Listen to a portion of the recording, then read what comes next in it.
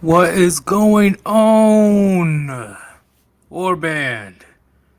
It is me, Sir Yeetus, and I'm here to give you episode 85 of Yeetus' Thoughts. And this time, it's going towards the men out there.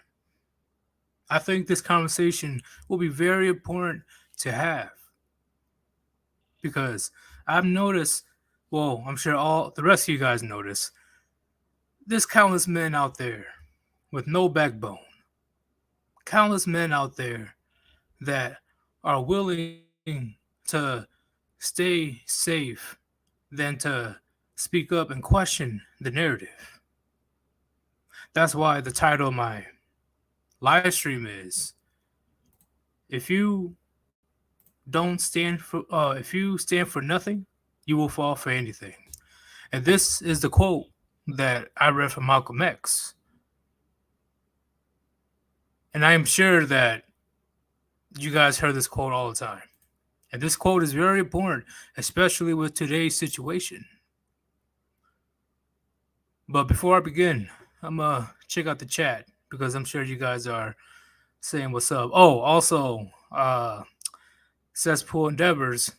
I guess he wasn't a fan of one of the songs in the beginning. He wasn't a fan at all.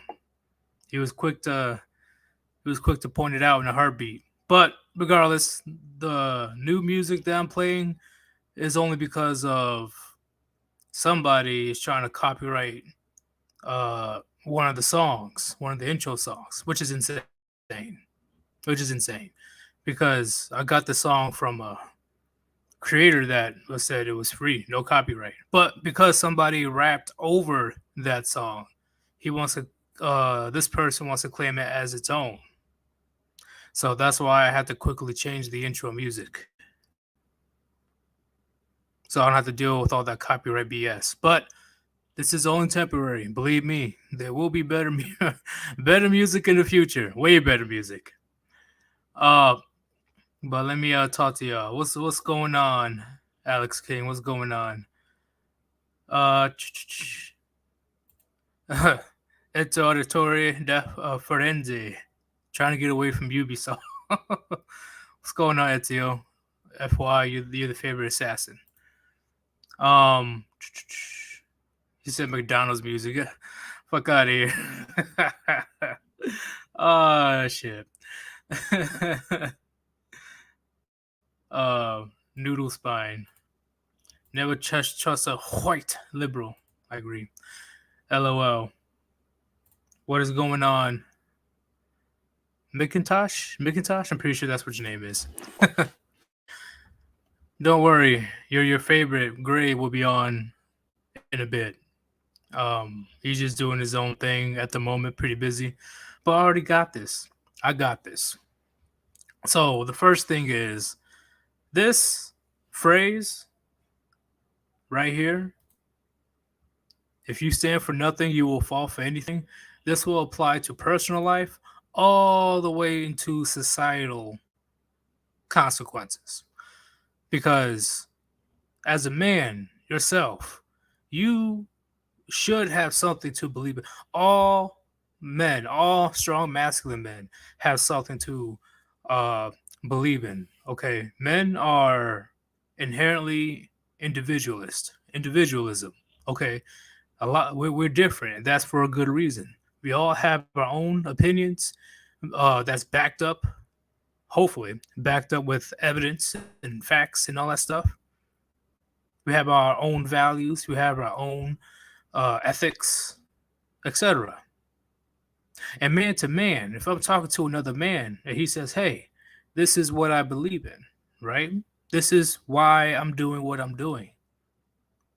And with that certain topic, I'm not budging on that issue because of this and this and this and that. Okay, I can completely respect that. Completely respect that. Because if you don't have a backbone to stand 10 toes down on what you believe in, everybody is going to run you over. You will be yeeted into the wind. Are you just gonna cower and bend over for whoever uh is bigger and badder? Okay, you as a man, if you don't have anything to stand upon to believe in, you'll be easily influenced to go with the crowd in order for you to be accepted. That's not what men do. That's not what men should do. Okay, and of course, I'm not saying all men are have potential to be masculine. I understand that there are certain men that is just born to be weak. That is something that is called reality. And reality we can accept. There's just some men out there that are not willing to stand up for themselves. Okay, cool. But I'm talking to the men that have potential to stand up for themselves. That's that's willing to question the overall narrative. So when it comes to the personal point, marriage. You as a man, marriage. Because the societal acceptance is you're supposed to go crazy in school, go to college, get married immediately. It doesn't matter what flaws she had, it doesn't matter what she did in her past. It doesn't matter how many kids she had from multiple fathers. You should be willing to put a ring on that, get a house, white picket fence, a dog, two cars for her, one car for you. And that's how it's supposed to be. But when it comes to men that questions the narrative, saying, hold up, why is it like this? Why does it have to be this way? This is wrong. This is unfair. This is rigged.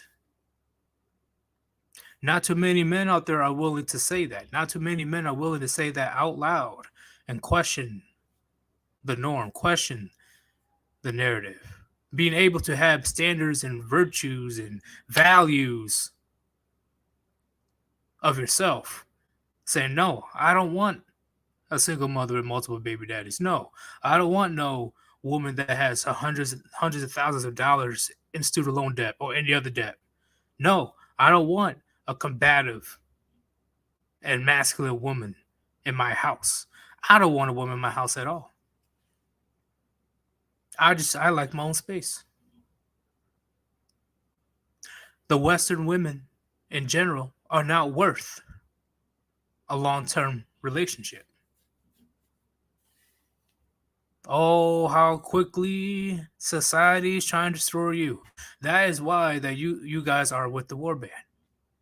That is why the manosphere exists.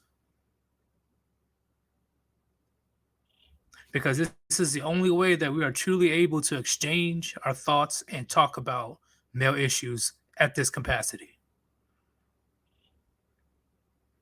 And you see how bad it gets if a man truly spoke out in public about the wrongdoings of women in relationships and marriage and how they take advantage of the state for their advantage, just to extort men for their money.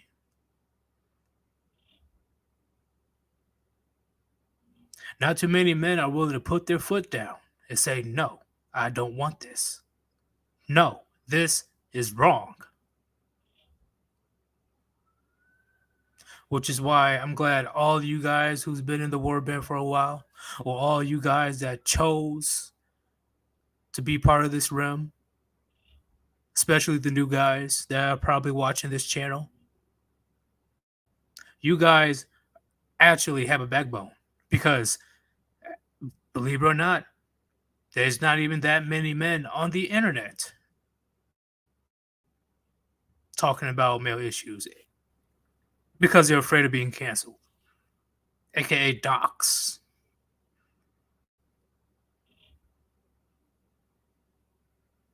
I'm just saying, gentlemen. I'm just saying. For your beliefs, for you to live the life that you want to live, You're going to have to stand up against people that say no. You're going to do it our way. Men men don't follow like women, okay? Women will follow whoever is the biggest and baddest in the room. Men, for the most part, only follow if they literally have no choice. I'm talking about being enslaved. If there wasn't involuntary um choices that you have to make, something going as far as slavery, men wouldn't be following other men around like that. Men would be doing their own thing based on what they want to do. Because once again, men, we're individualists. We're not collectivists. Men are individualists. Women are collectivists. Women follow the crowd. Men, we follow what is right or wrong based on our ethics, morals, values, etc. That's why when I see these weak male feminists and simps just crawling on their hands and knees just so they can be accepted by society, let alone any woman with a puniti, it makes me sick to my stomach. It grosses me out. And I'm sure that you guys feel the same way as well. It is getting to the point where the powers to be got what they wanted. They don't want men to stand on their own.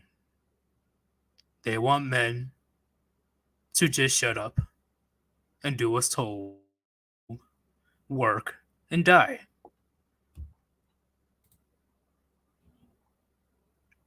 But before I move on to the bigger picture, let me read some of these comments.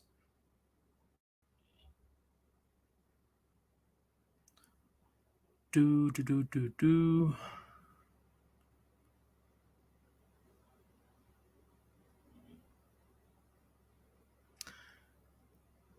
Future MGTOW, Hazy, Uber Wrench, blah blah blah. Yo, Jim. Okay.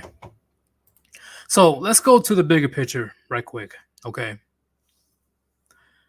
So when I say that you need to be able to believe in something, stand for what you believe is right or wrong, there are clear differences in today's society between men and women. Did you guys see the issue with the Supreme Court nomination? I forgot what her name was. Let me look it up right quick.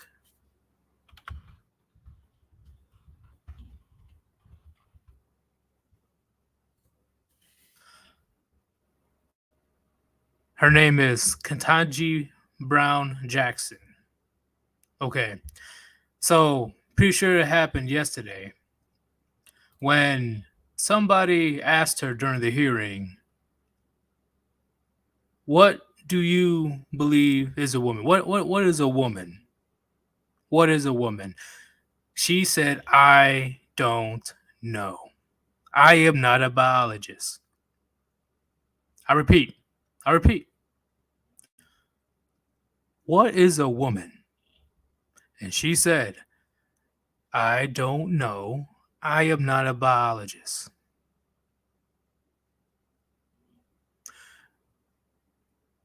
That alone should disqualify her from the Supreme Court, but that's besides the point. She is unwilling to stand on her own and do what's right, stay in reality, and going up against the narrative, question the narrative, and actually mention something that is based on science and facts. Which I am surprised that we are getting to this point that we have to define what a woman is. But of course, for her to be accepted and liked, She's like, oh, I don't know. I'm not a biologist. What kind of weak, no backbone, fucking weasel answer is that?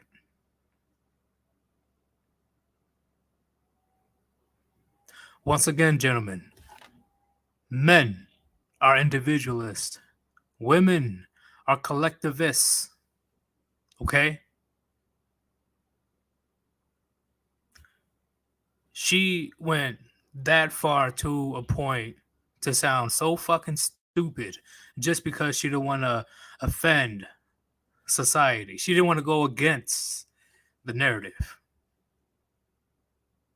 And we want somebody like that on the highest court of the land? Really?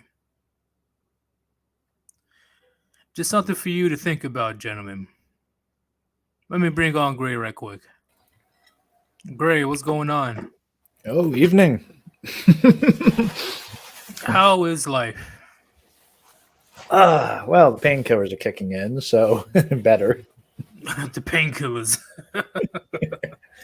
But based on what I was talking about if you don't stand up for anything, you will for nothing, you will fall for anything.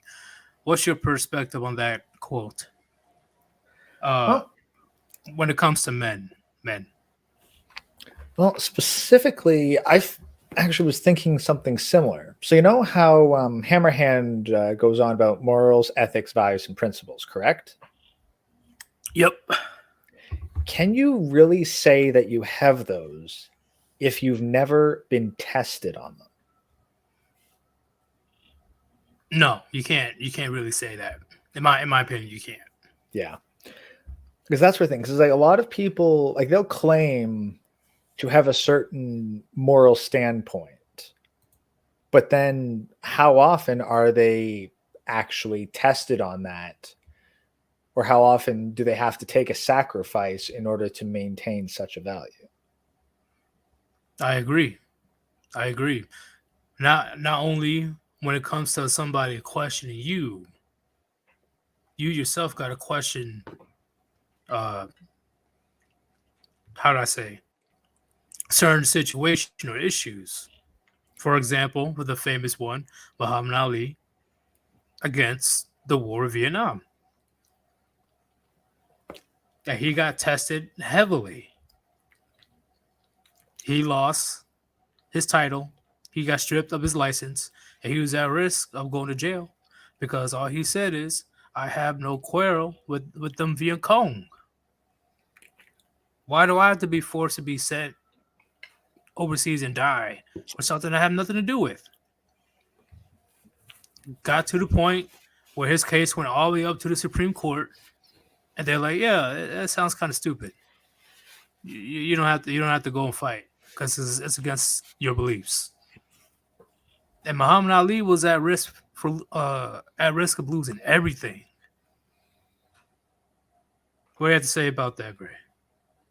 Well, that's exactly the thing. Like he was tested. Like nowadays, I think it's hilarious because we can have a lot of this. Well, we support Ukraine. Is like really, really. So why are you here then? Yep. Why not go over there? In fact, why didn't you question what the U.S. did over there in the Middle East? Yeah. Well, and then there's another element of it too. Like a bunch of people are like, well, we're against Yahtzee. We're anti Yahtzee. And it's like, okay, well, Facebook is allowing praise of Yahtzee if they're going to take out Ukraine. So have you deleted your Facebook account? And Do you refuse to associate with a Yahtzee supporting social media platform?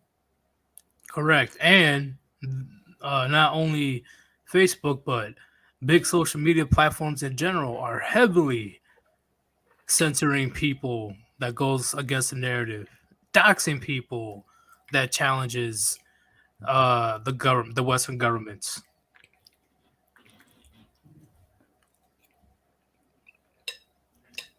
I'm Even just Patreon is like they'll look into your personal life. exactly. And they will. I heard that I forgot who it was. Literally aired out your information. Possibly Patreon. I think that, yeah. And just because you question the narrative, because you as a person believe that what they're doing is wrong. Yeah. Well, it's the funny thing. Like we have essentially that social credit system that's so popular in China, but rather than it being just the government works through so many different tech platforms. Yep. And And when they, yep, I agree. it's a way of it's really a way of working around it because it's like, oh well, they're a company, they can do what they want. It's like they all receive government funding or legal protection in some way or another. It's not like they're independent of the government in how they do this. Yeah, I hate that excuse. Oh, they're a private company. They're a private company. I'm like, hmm. So you don't see the problem where one of the most powerful people on earth got silenced on literally almost all major platforms? And he couldn't defend himself. A public official as well, if you know who I'm talking about. Yeah, I'm actually trying to find these. Yeah, and the funny thing is, that individual, like, this is where I really think he screwed up. Section 230. Chat. Yeah, okay. You guys already know who we're talking about. Yeah, but like Section 230 specifically, which gives all these tech platforms immunity to what's posted, basically is like, oh, we can't hold you legally liable for what content is posted on you because you are a platform. But Right. then they act as a publisher and they say, well, we can't host your stuff because it violates XYZ. It's like, but that's not your legal concern. That's an ideological concern. You're protected by Section 230. If you're not going to be a platform, why do you get Section 230 protections? Because these companies clearly allow stuff that violates the law on their platforms, but they only selectively enforce ideologically. That doesn't even really go. It's not against the law whatsoever.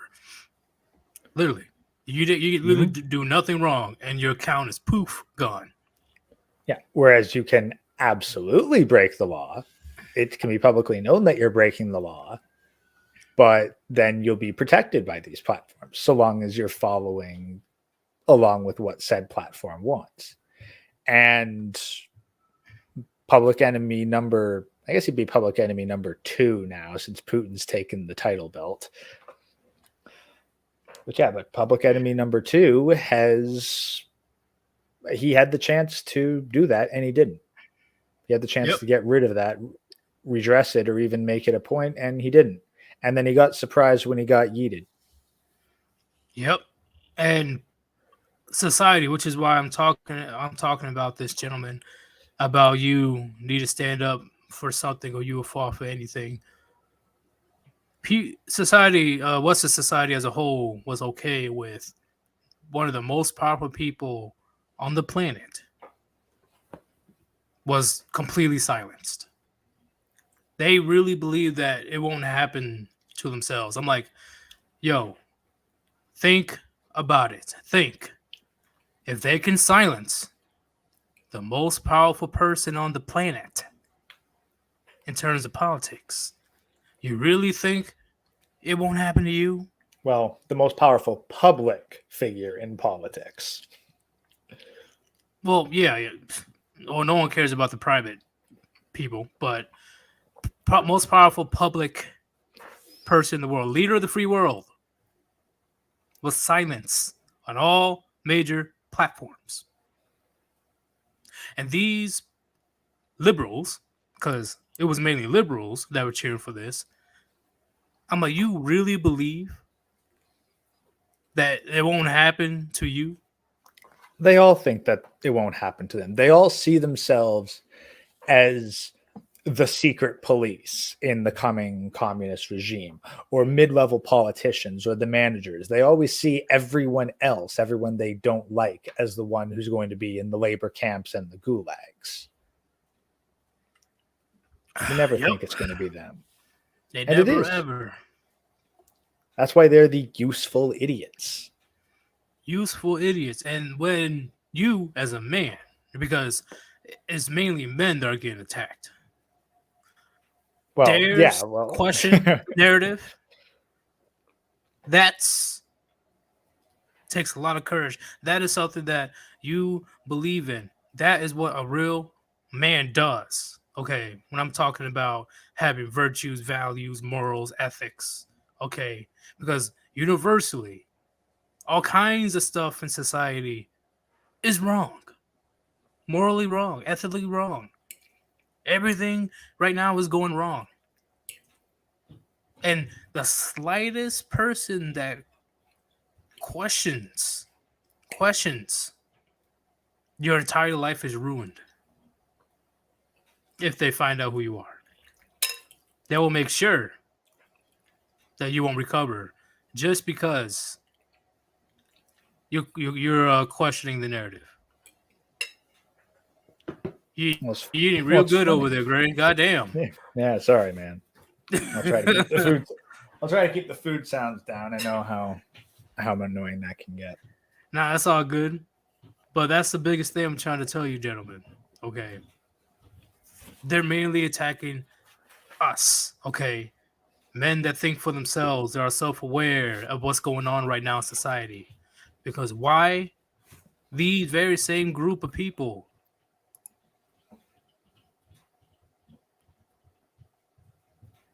can't change everything, can change the narrative.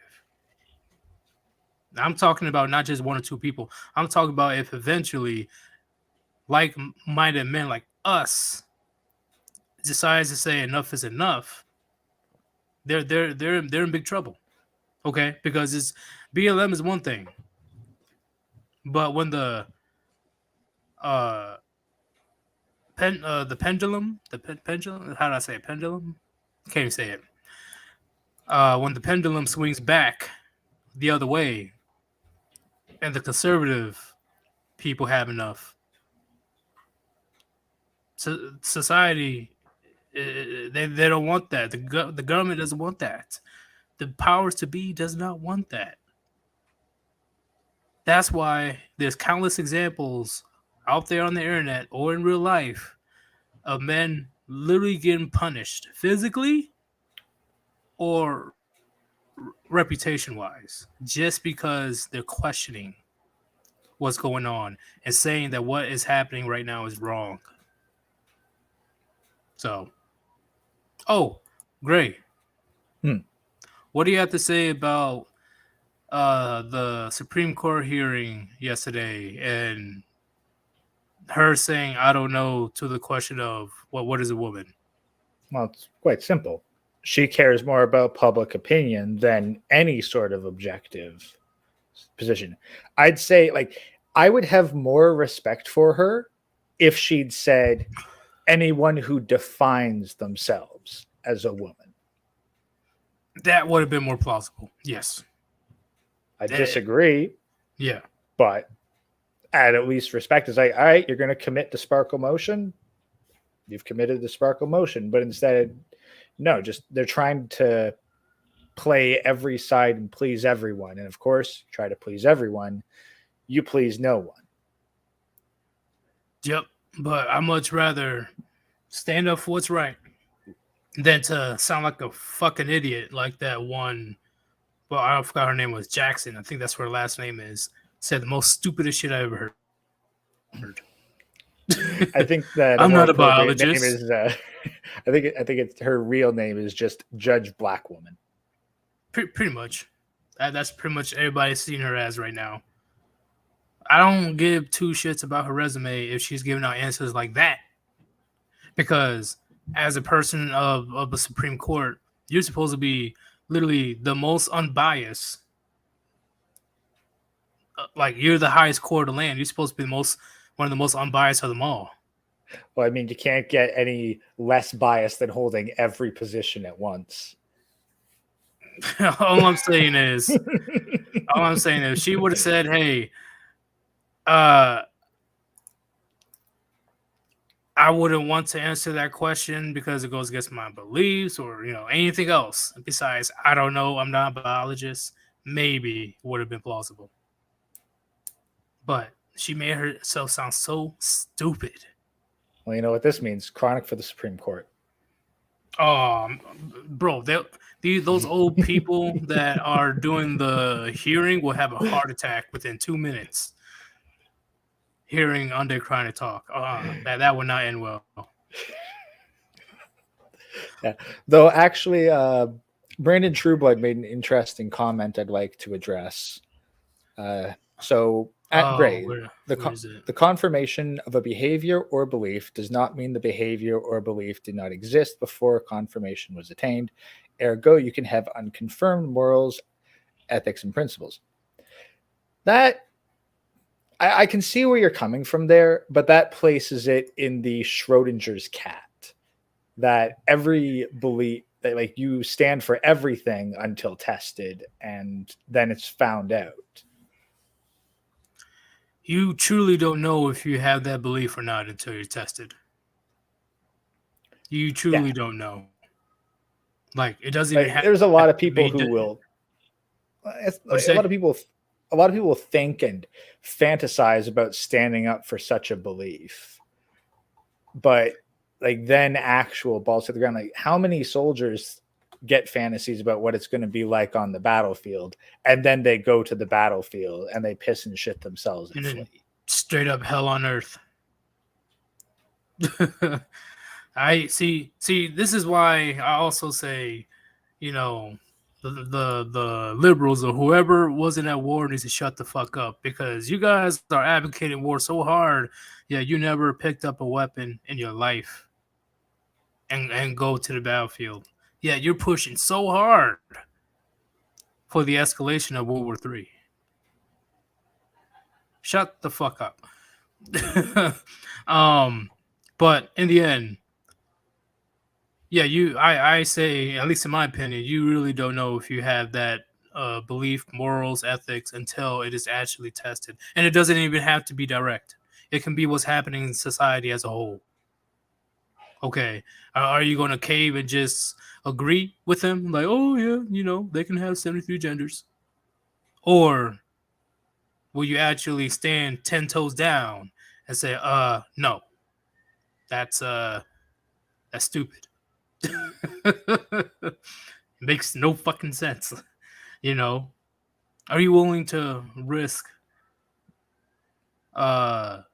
getting yelled at by a bunch of feminazis? Are you willing to risk losing your job? Are you willing to risk losing your livelihood because of what's right or not?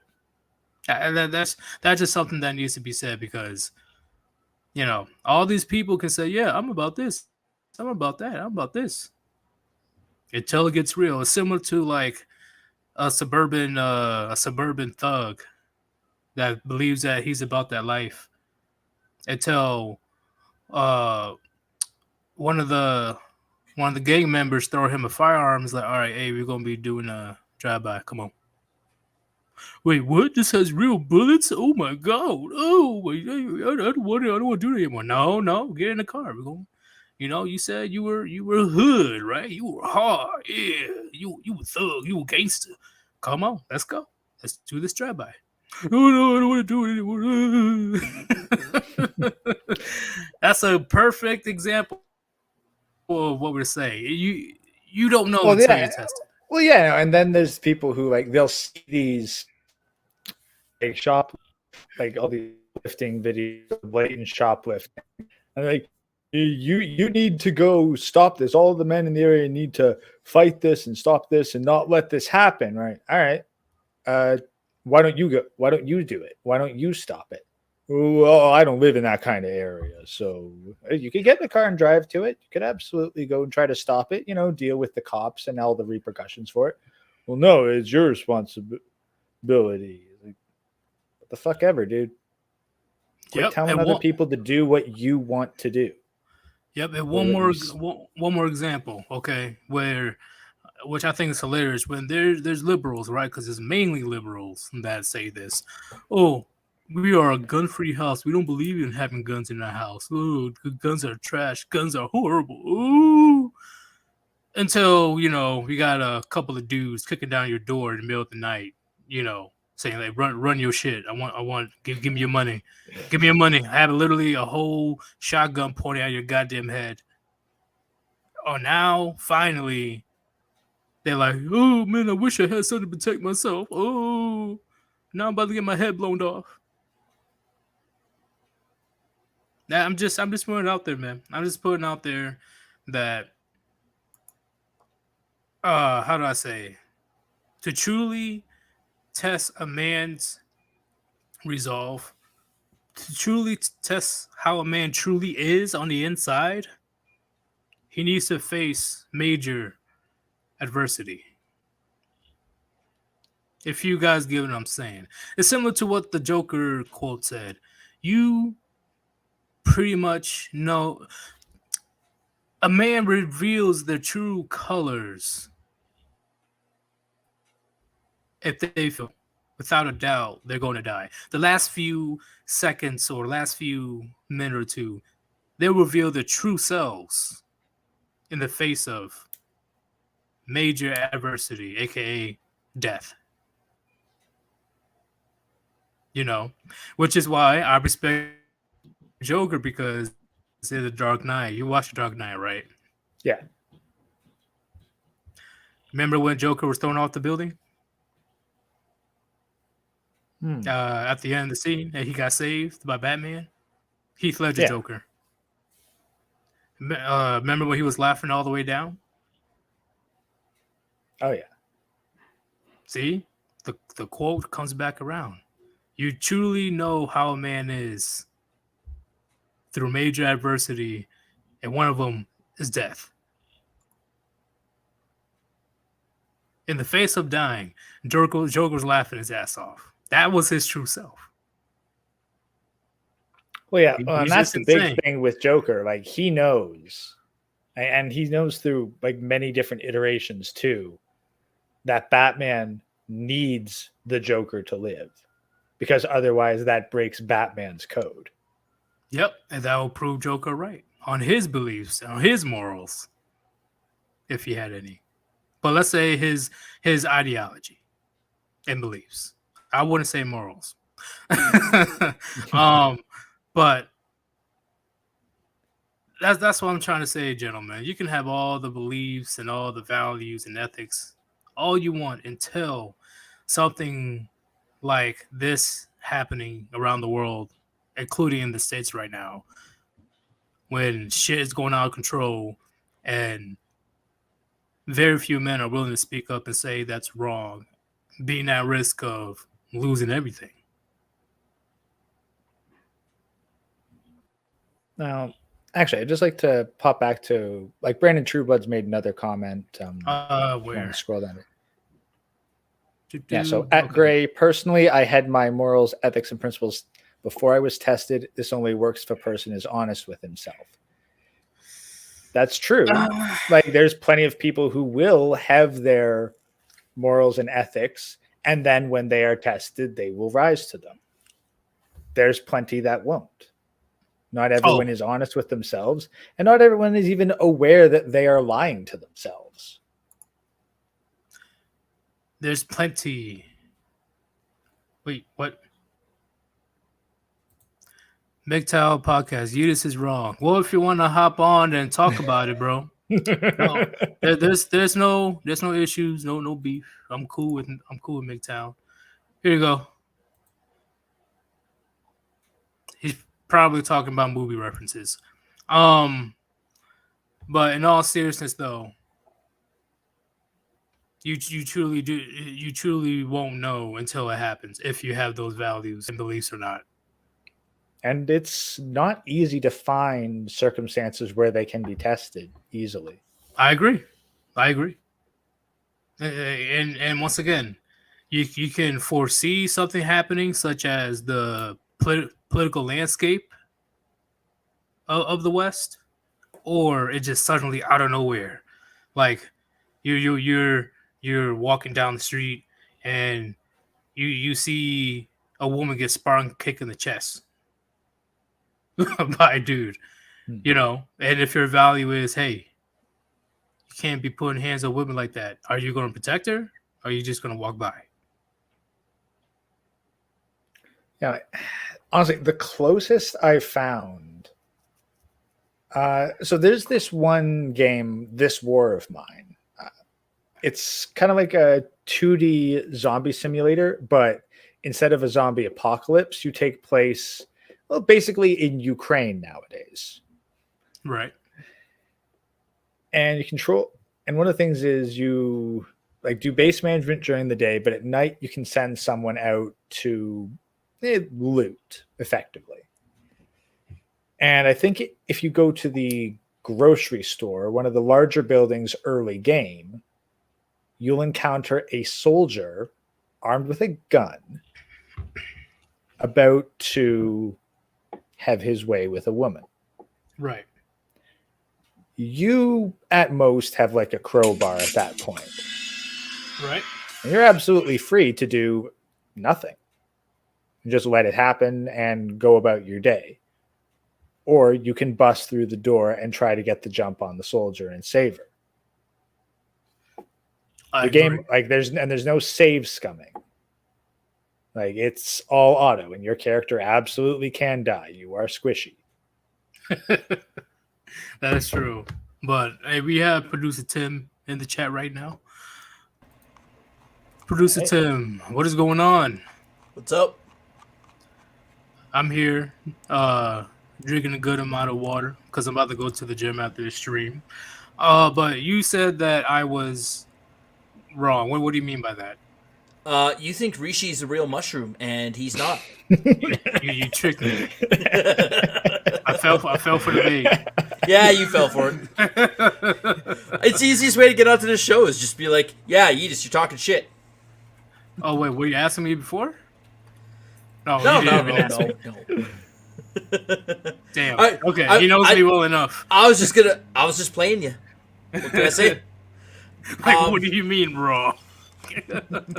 But Chronic gives priority to haters, so true. But producer Tim, do you have anything for the topic we're talking about? Yeah, so you got the quote up. If you stand for nothing, you will fall for anything, right? Yes. So that's what you're talking about today? Yes. Well, I think we're learning very quickly that both the left and the right do not live by that. Both sides can be brought to hypocrisy, the TradCon and the leftist SJW, the ultra woke. And we saw both sides embodied by a single sentence. I don't know, I'm not a biologist.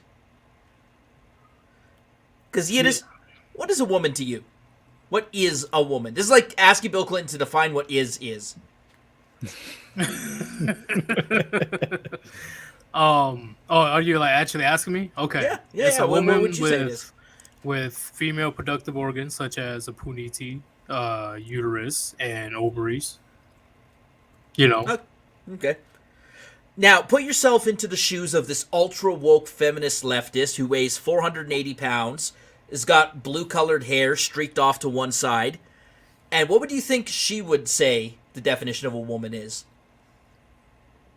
I think she would just start screaming. But some crazy fucking, what do you mean by a woman? And there's plenty of variations of this woman thing you're talking about. I can be a woman today. I can be a woman on Friday. But right now, what is that? You're just using a circular reference right now. You're saying you define woman by being a woman. Okay, well, that was helpful. Thanks. Yeah, at that point, like the ultra woke leftist is basically going to go, if someone thinks they're a woman, then they are. Pretty much. Like true. But again, you can press them on that because they're making a circular definition. You can't define a word by using a word in the definition. Look, if leftists had to deal in absolute logic, then they wouldn't be leftists. True. I'll give you that one. But they are actually better than that. we always, of course, you watch these videos from Crowder, or you see what Andy No is posting on Twitter, or the Babylon Bee. See, the reason the Babylon Bee is it's not even satire anymore. How do you satirize Clown World? I think it was Dana Carvey was once doing parodies of George Bush, but then the real life George Bush started to act nuttier and nuttier. So Dana Carvey was like, I'm done. I can't do it anymore. Yeah, I don't have material left. The parodies just go straight to insanity. I can't parody him harder than he parodies himself. And I'd actually posed this hypothesis, I think, a few episodes back, where I said South Park lost its edge because you can't parody what's already ridiculous. They're probably like challenge accepted. No, I did hear that a couple seasons back they were actually like feeling some burnout for it. So that South Park has held as well as it has this entire time is a real sign to the skill of the writers. But regardless, when it comes to men having no backbone, can't stand for shit, right? Such as male feminists and simps, they just want to be a part of the crowd, right? Such as women in general. Once again, women are collectivists, men are individualists. Okay, women in general, I'm not saying all, they tend to follow what's hip, what's trendy. It is funny. Male feminists are better at being feminists than women are. Yeah, that's... Because they draw lines in the sand, right? They'll be like, okay, here's what I believe, and I won't compromise on it. No, you're a bigot. I'm going to cancel you. I'm going to punch you in the face or hit you in the head with a bike lock. What's your job? Who's your manager? Yeah. Like, they're better at canceling people than women are. The male feminists make better feminists than women do. The ultimate woman is a man. Yeah, well, you saw the so Babylon Bee got their Twitter suspended because they said the Navy admiral who looks like Benjamin Franklin. Oh no! Oh, is Time Magazine's Woman of the Year. Oh, so let's go. Or well, personally, I guess. So Babylon Bee did a Woman of the Year. Yeah. Babylon Bee did a headline that says that person is. I think it's was it Rachel Levine? I think I forget the name, but anyways, it's like, oh yeah, that's actually the Man of the Year too. And it goes to prove men are better than women at being women. Well, what's her name? That Jenner dude. Leah Thomas. One Woman of the Year. Oh, Caitlyn Jenner, yeah. Oh, Caitlyn Jenner, yeah. So there's precedent. Yep. Like, don't you just love like the crazy ideologies backfiring like crazy right now? But it's not backfiring. This is what they wanted. Exactly. Freaking Miss Piggy, a puppet played by a man, won Woman of the Year once. See, the powers to be wants it, but a lot of women, even the liberal feminist ones, are like, wait, hold up, this is against the rules. Wait, you can't. No, they don't do that. They don't even do that. One or two do it, and the other 400 just stand there in uncomfortable silence, shifting back and forth between left and right leg, Yeah. And that's exactly what you said. If you don't stand for anything, if you don't stand for something, you'll fall for anything. Well, guess what they're falling for? Well, let's be honest. More respect to the feminists that didn't burn their degrees when the Taliban took over and suffered the consequences for it. See, I give respect to that.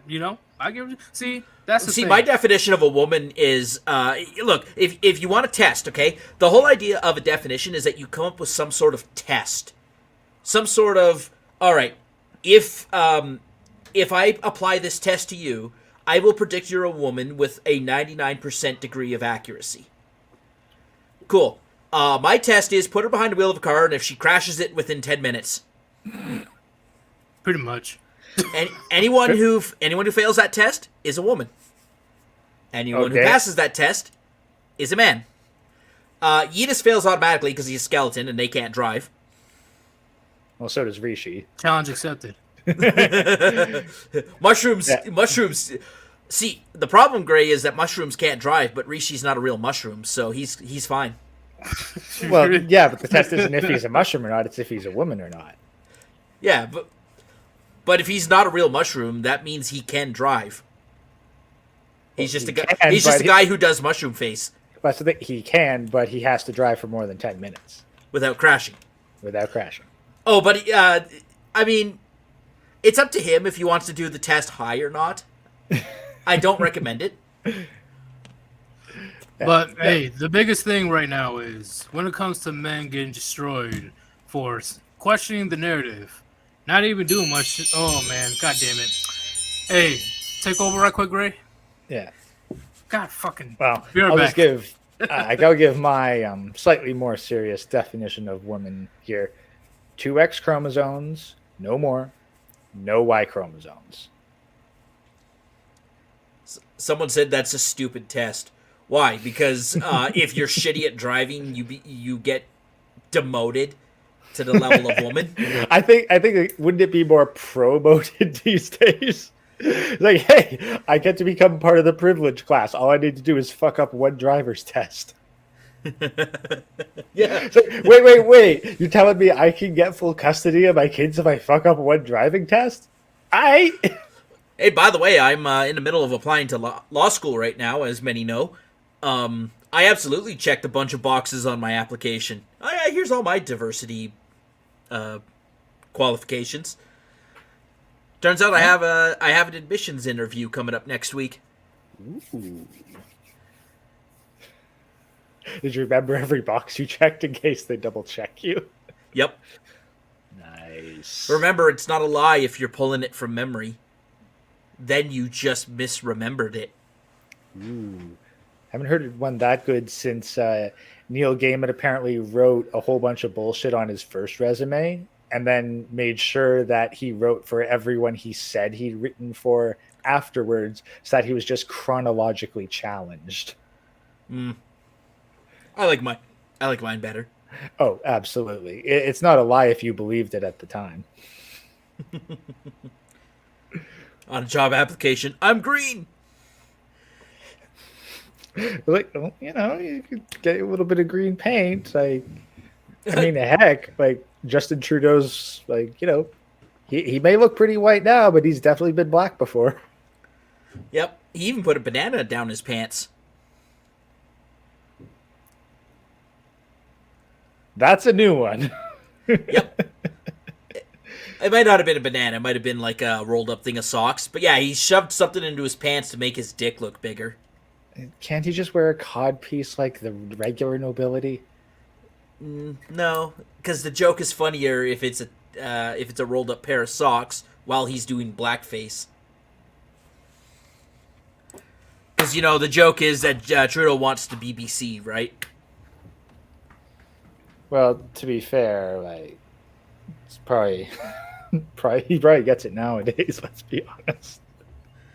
Yeah, I'm not sure I would bet I would not bet one of my testicles on it, but I am fairly confident he's been pegged once in his life, at least once.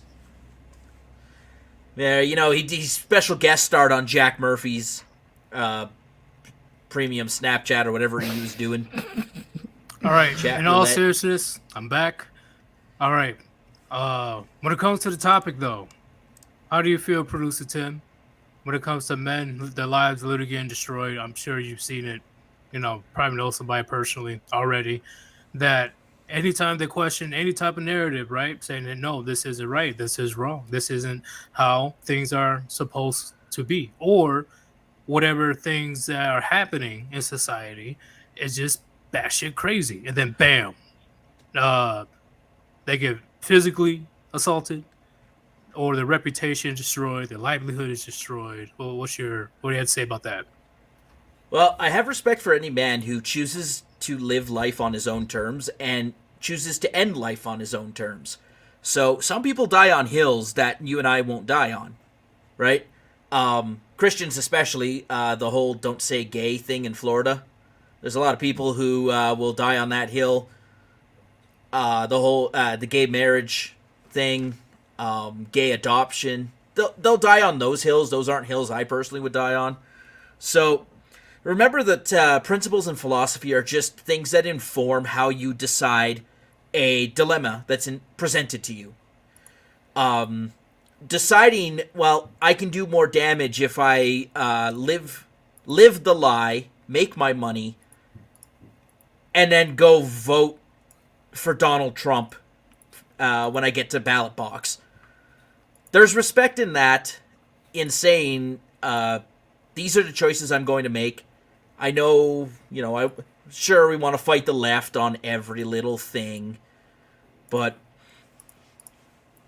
and of course the men who go the wrong way, right? So MGTOW doesn't mean going any particular way. It just means going your own way. And some people choose to the TFM route, which is build your cabin in the woods somewhere and check out of society. Some people check out of life entirely. Some people are going to Ukraine right now and it's just like, I don't give a shit if I live or die. It's something I just want to do. And it's like, I'm not pro-Ukrainian or pro-Russian. I'm just anti-CNN. Whatever CNN tells me to think, I believe the opposite. So, again, those are my thoughts on that.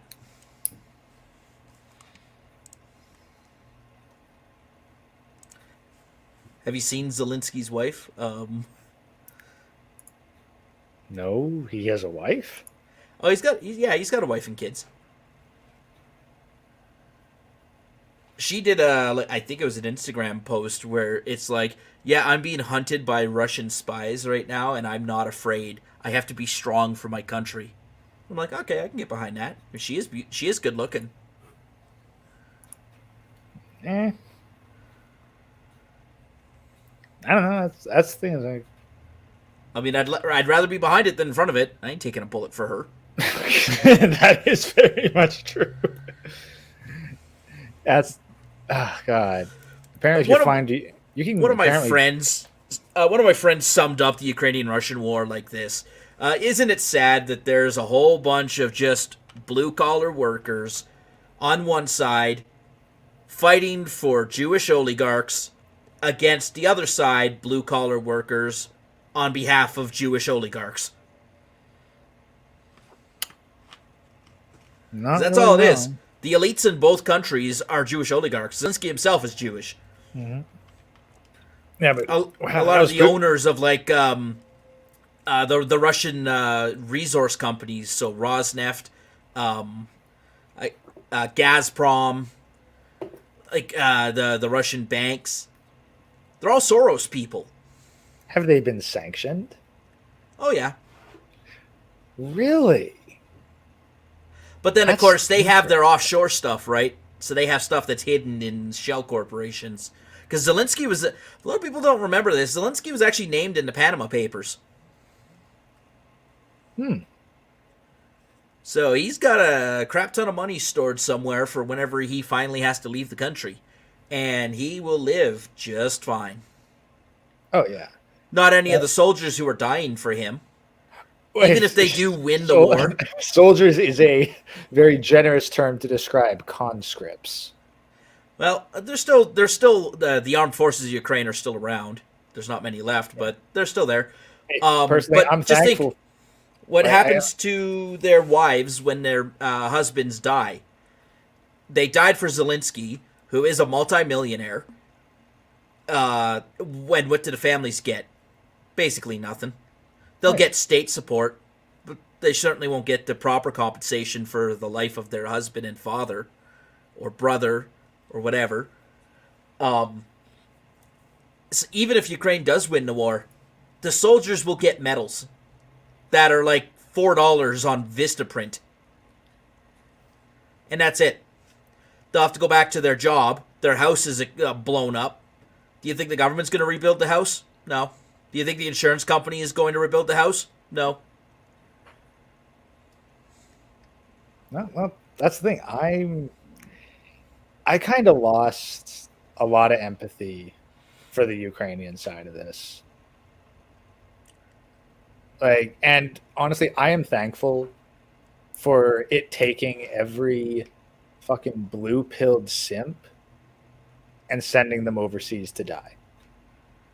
Every motherfucker from Reddit, like every single one of these buggers that got on a plane to go to Ukraine to fight for Ukraine, yeah, like good, they're out of the country.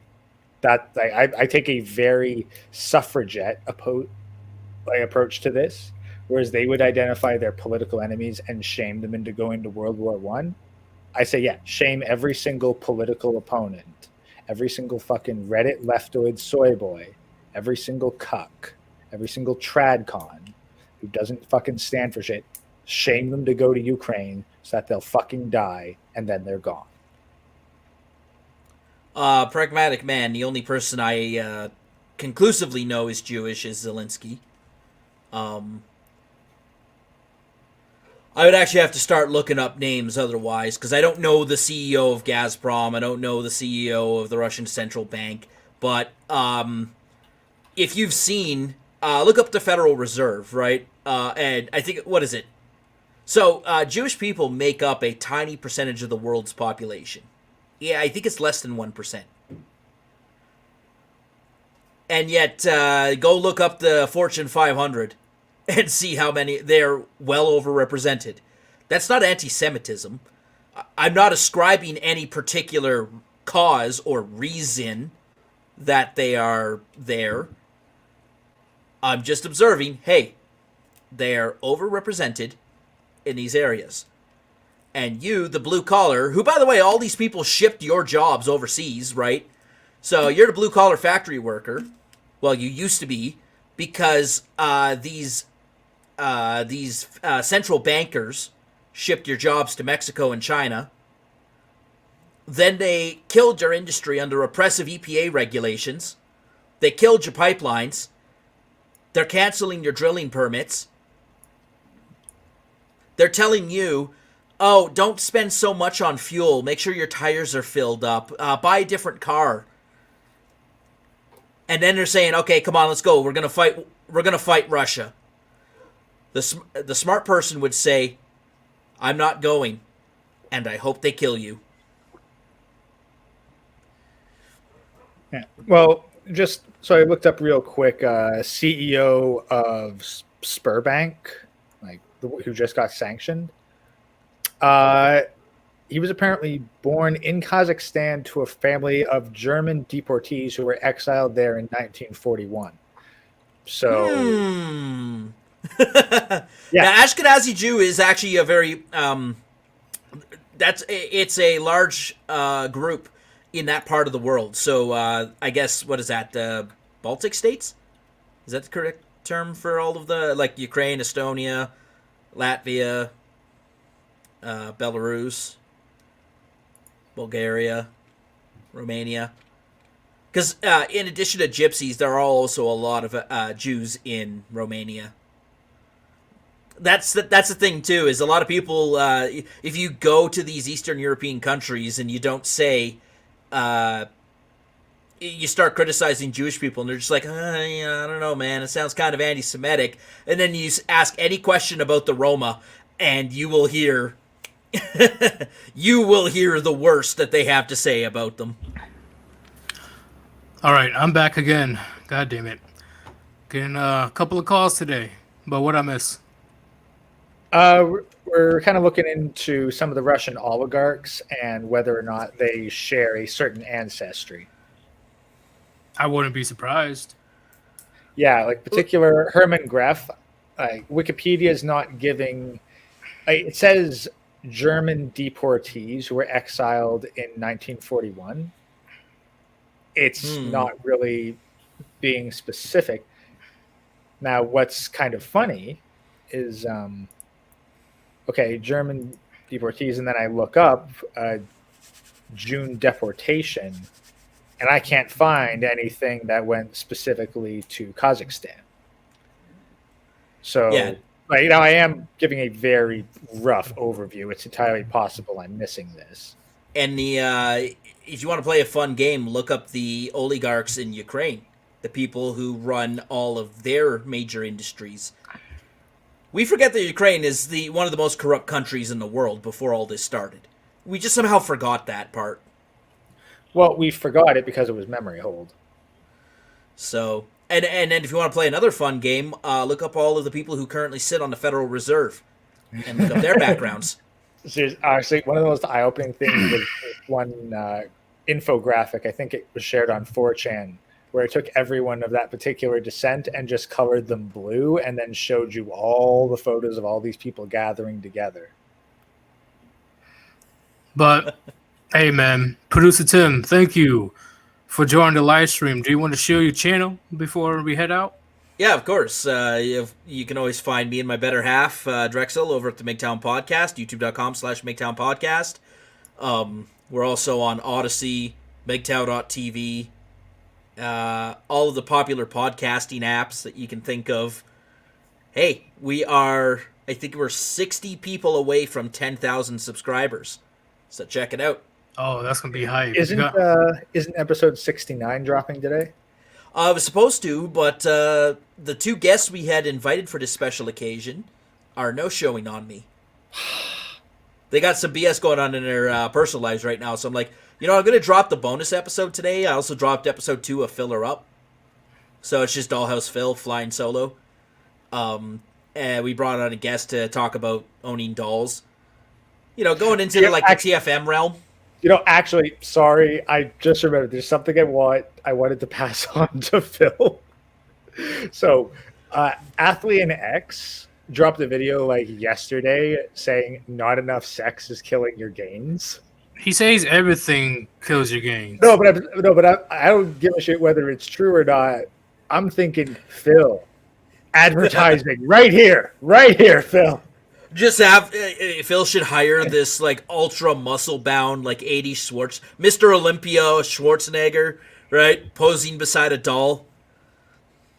It would work. The sad part is it would work. That would be good marketing. That's the thing is it's a workout aid right now. Well, Koopa said he lost 20 pounds. 35 pounds. Just in the honeymoon phase of his doll. Fuck, I believe it. Of course, how much of that was water weight? Yeah, probably. But yeah, we're going to drop the bonus episode today for our Patreon Subscribestar supporters. You can find that patreon.com/MGTOWN Podcast, subscribestar.com/MGTOWN-podcast. Somehow that company is still running, even though it is a Russian company. I don't know about that. I don't know how much longer they're going to be around. And yeah, well, once I film episode 69, I'll rush to get it out as quick as we can, because we're supposed to... you remember Duke from Ghetto Gaggers, right? What? You remember that guy we interviewed on the 1 year stream? It was it would have been 2 hours after you were on.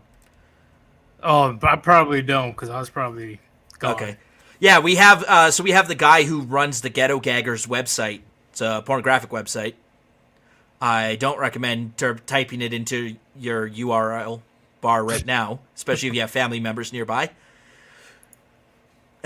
But yeah, he runs that website. So we interviewed him.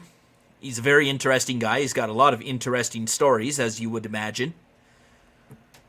So we were going to bring him in for episode 69. Well, that'll be perfect timing, perfect opportunity. Yeah. The other guy we were going to bring in was one of Drexel's, I guess, teammates when he was more active in the lifestyle. So, this is the guy that he legit Eiffel Towered bitches with. Giving him the spit roast. Oh, my God. Yeah. I'm telling you, this was going to be the dirtiest episode we had ever filmed. I might not be safe for YouTube. But to be fair, if you just have a girl doing naked yoga in the foreground while it's happening, it's cool. Yeah, because they claim it's education, right? It is education. Oh, look, there's actually a lot of things you need to know before you spit roast a woman. Oh, my God. Anyway, thank you, Producer Tim. Thank you for joining. There's rules of etiquette here, Yeetus. I don't give a fuck. Yeetus is stupid. Yeetus is feeling that laser sight from Susan right now. Literally. But hey, don't worry, we'll send her a picture. Maybe a video. Oh, God. Watch her like, hey, come to headquarters right now. But can you put your channel on Oh yeah, of course. in the chat? But hey, man, thanks for joining. Yeah, once I'll get that. But yeah, thanks for having me. And like I said, guys, if you want to hack the system, just tell Yeetus he's wrong. He'll pull you in pretty quick. Yeah, I'm here for the haters, but I will catch on eventually. But hey, thanks, man. Peace out. Puniti. Poo Niti. Oh, Niti. Oh god, I wonder what you guys talked about when I was gone. Okay. Stuff that, well, you know, that may or may not have been on the channel later. Shit. Carry on. What the fuck? I was just moving some shit around. Oh, I was about to It's say. like, yeah, it's like, did you have to wade through like a waist-high pile of trash? I have a squeaky chair. Let's just say that right now. Yeah. But hey, what's going on, man? I'm good. So you've been listening in, you know, I'm sure the random stuff that Gray and producer Tim was talking about. Yeah. Besides that, what do you think about the topic? What is your perspective on men? Not enough men, at least these days, are willing to have a backbone and stand up for what they believe in. Well, do they even believe in anything? Honestly. That's a big thing, right? Because all these simps and all these weak men, they're just doing the same thing that women do. They just follow the crowd so they can be accepted. I get. I someone believe that's the default nature of people, just to follow the crowd. Like only select few people actually go outside the crowd and are successful. I agree, but with all this, oh yeah, I don't think there's 100 genders. What are you talking about? You know, there's no set to like, you know damn well you're spewing bullshit right now. But you just want to follow the crowd. You just want to be trendy. You just want to have the benefits of siding with the narrative. You know, actually, that I've got Because they can have an argument, but it's baseless arguments. Well, I've got two things that might actually shed a bit of light with kind of human nature in general. Because I think looking at these, it might actually be very few people that are even capable of actually holding a sense of morals, ethics, and principles. Yeah. What do you mean by that? Well, for one, there's the Milgram experiment, which is all about obedience to authority. You're probably familiar with it, where it basically proved that as long as there's an authority figure telling you to do it, you will kill a person. Is this the one where like you gradually electrocute a test subject, theoretically? I see what you're saying. Yeah, so I'll read it out, just Wikipedia here.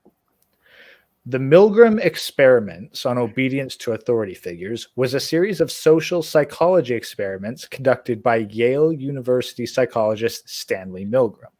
They measured the willingness of study participants, men in the age range of 20 to 50, from a diverse range of occupations with varying levels of education, to obey an authority figure who instructed them to perform acts conflicting with their personal conscience.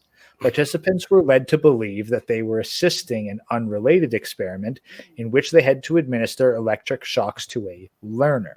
These fake electric shocks gradually increased to levels that would have been fatal had they been real. The experiment found, unexpectedly, that a very high proportion of subjects would fully obey the instructions, albeit reluctantly. Whoa. Are these doing these heinous acts to, is it animals or No, people? it's not real. That's the thing. They believe they're doing it to a real person. Okay, I see what you're saying. I see what you're saying. Yeah, I'm one of those few that I'm not going to do it just because somebody told me to. Like, you got to have a good reason behind it. But I do see what you're saying, Gray. Yeah, no, and then the other one was actually the Stanford prison experiment. I heard about this one. Yeah. And the last one. Yeetus, you heard of this one? Stanford prison experiment? Familiar? Me? No. All right, I'll just. Yeah, it's pretty fast. They are somewhat related, but the Stanford prison experiment was designed to examine the effects of situational variables on participants' reactions and behaviors in a 2-week simulation of a prison environment. Stanford University psychology professor Philip Zimbardo led the research team who ran the study in the summer of 1971.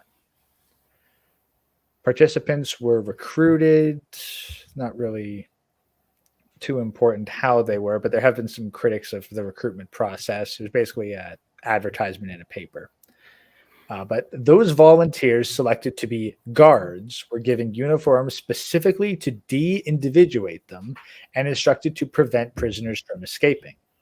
The experiment officially started when prisoners were arrested by real Palo Alto police. Over the following 5 days, psychological abuse of the prisoners by the guards became increasingly brutal. After Christina Maslach visited to evaluate the conditions, she was so upset to see how study participants were behaving that she confronted Zimbardo. He ended the experiment on the 6th day. So what's their conclusion?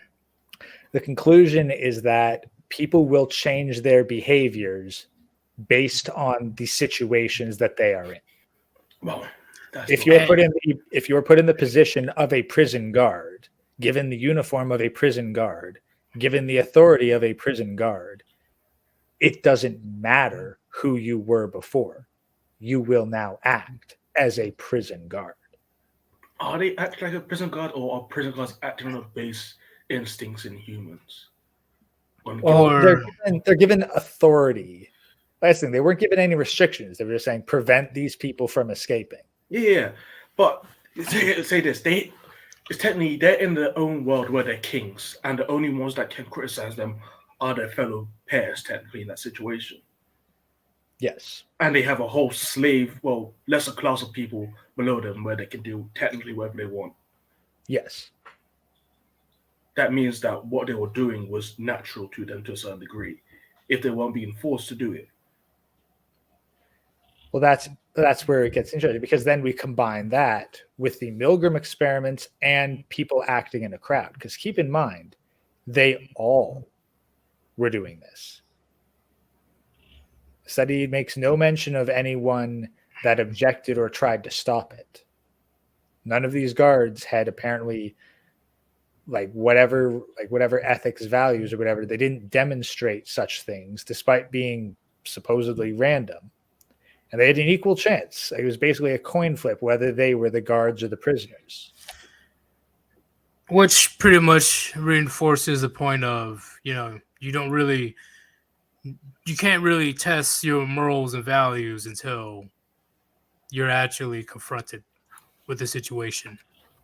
So I see what you're saying, Gray.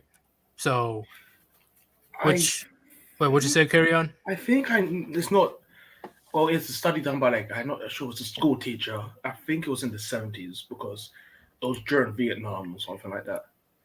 So it was in America, and it was in a pretty posh school too. And this teacher did a test where he made his own art. I'm not for sure. He got his class to become really strict.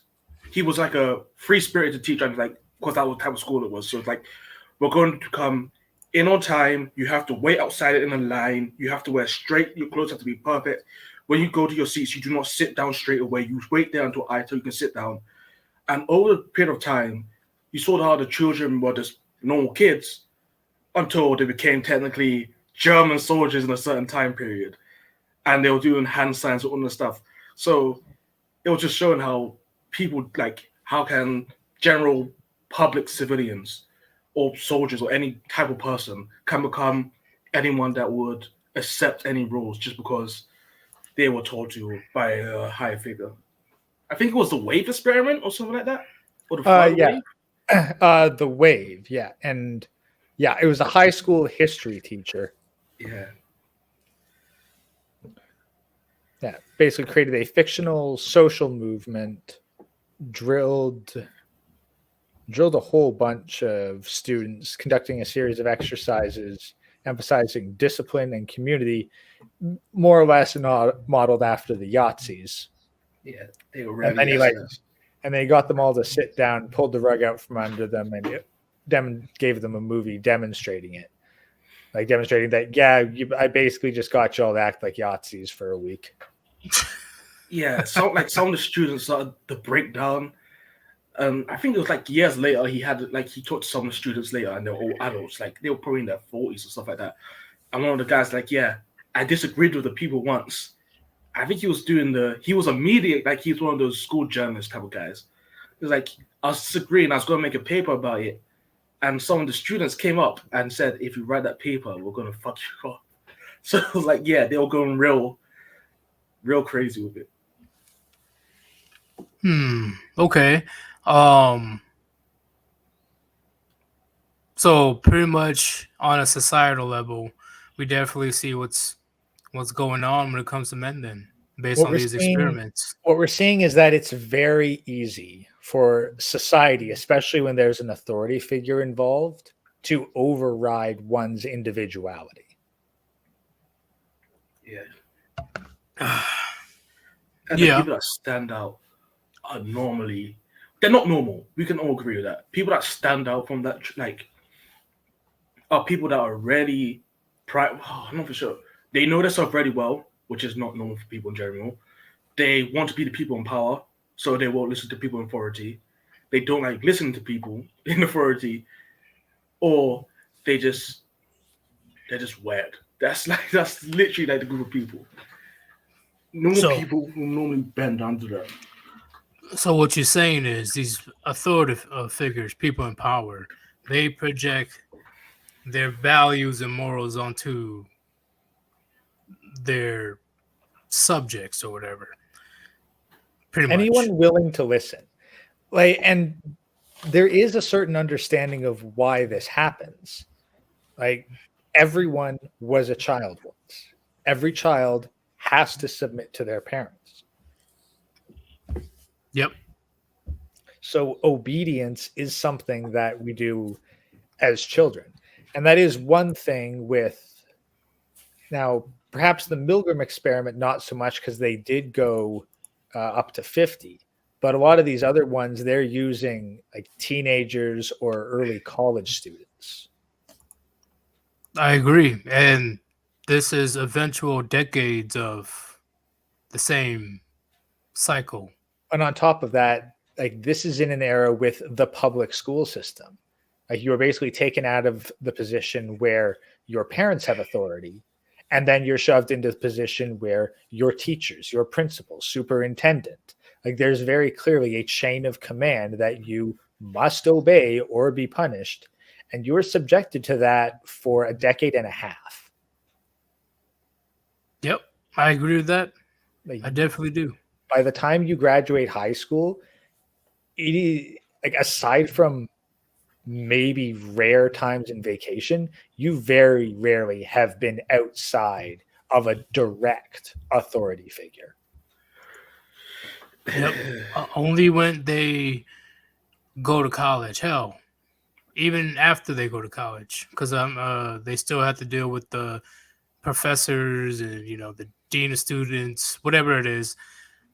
After they're done with college and they're officially on their own, They still have someone controlling them. Well, that's the thing. And then you get out into the workforce and you have your boss, your manager. Not as much, because your boss typically, because I know the times has changed, typically don't care about their employees' ideologies. Just get the job done.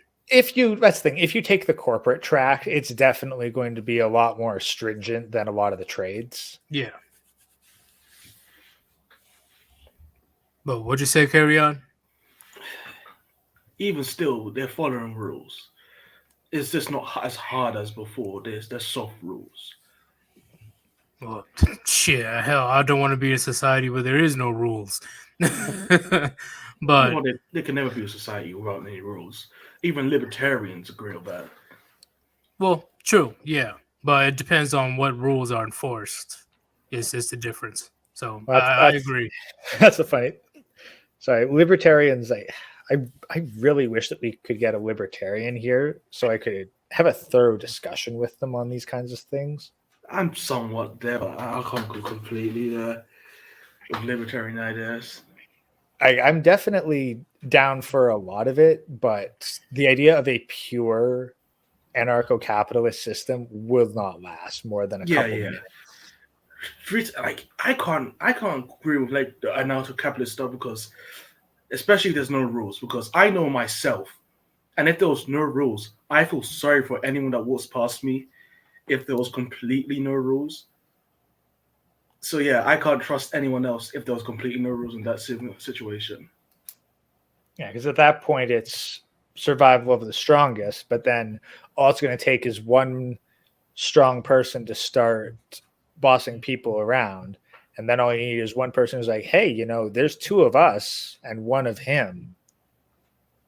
Yeah, it's the strongest, smartest, and most cunning person. It's like in the situation you're talking about with the soldier, I was like, think about it, like, what would I do? I was like, I'll probably do nothing, try to befriend the soldier to the point that he gets weak enough and I get enough power, and after I'll kill him then. Like, I just like that's what I would do. I was like, how many other people would do that? It's like hundreds of other people would do that. And it's like shit. That's just how humans are. Yeah, that's the thing is it's like, well, I get friendly with him until it's time to take over. It's like, yeah, and congratulations, now he has an army. And now instead of going after the one soldier, then you have like now specifically in that game, I charged the guy with the freaking pipe and I beat him to death as he begged for his life, even though I got shot in the process. Yeah. So, See, there's two like the way that you did it. See, that's rush. I'll probably wait until he sleeps and kill him. yeah, Well, no, yeah. in the setting for this war of mine, you don't get to wait till he sleeps. Like I don't sleep. Well, no, that's the thing. You don't stay in the place where he is until bedtime. You've got to you're there to get some loot and get out, to go back to the other people who are waiting for you. Oh man. I highly recommend this war of mine to people as like it's a really good survival game that if you want to test your morals, you want to see like how far are you willing to go to survive.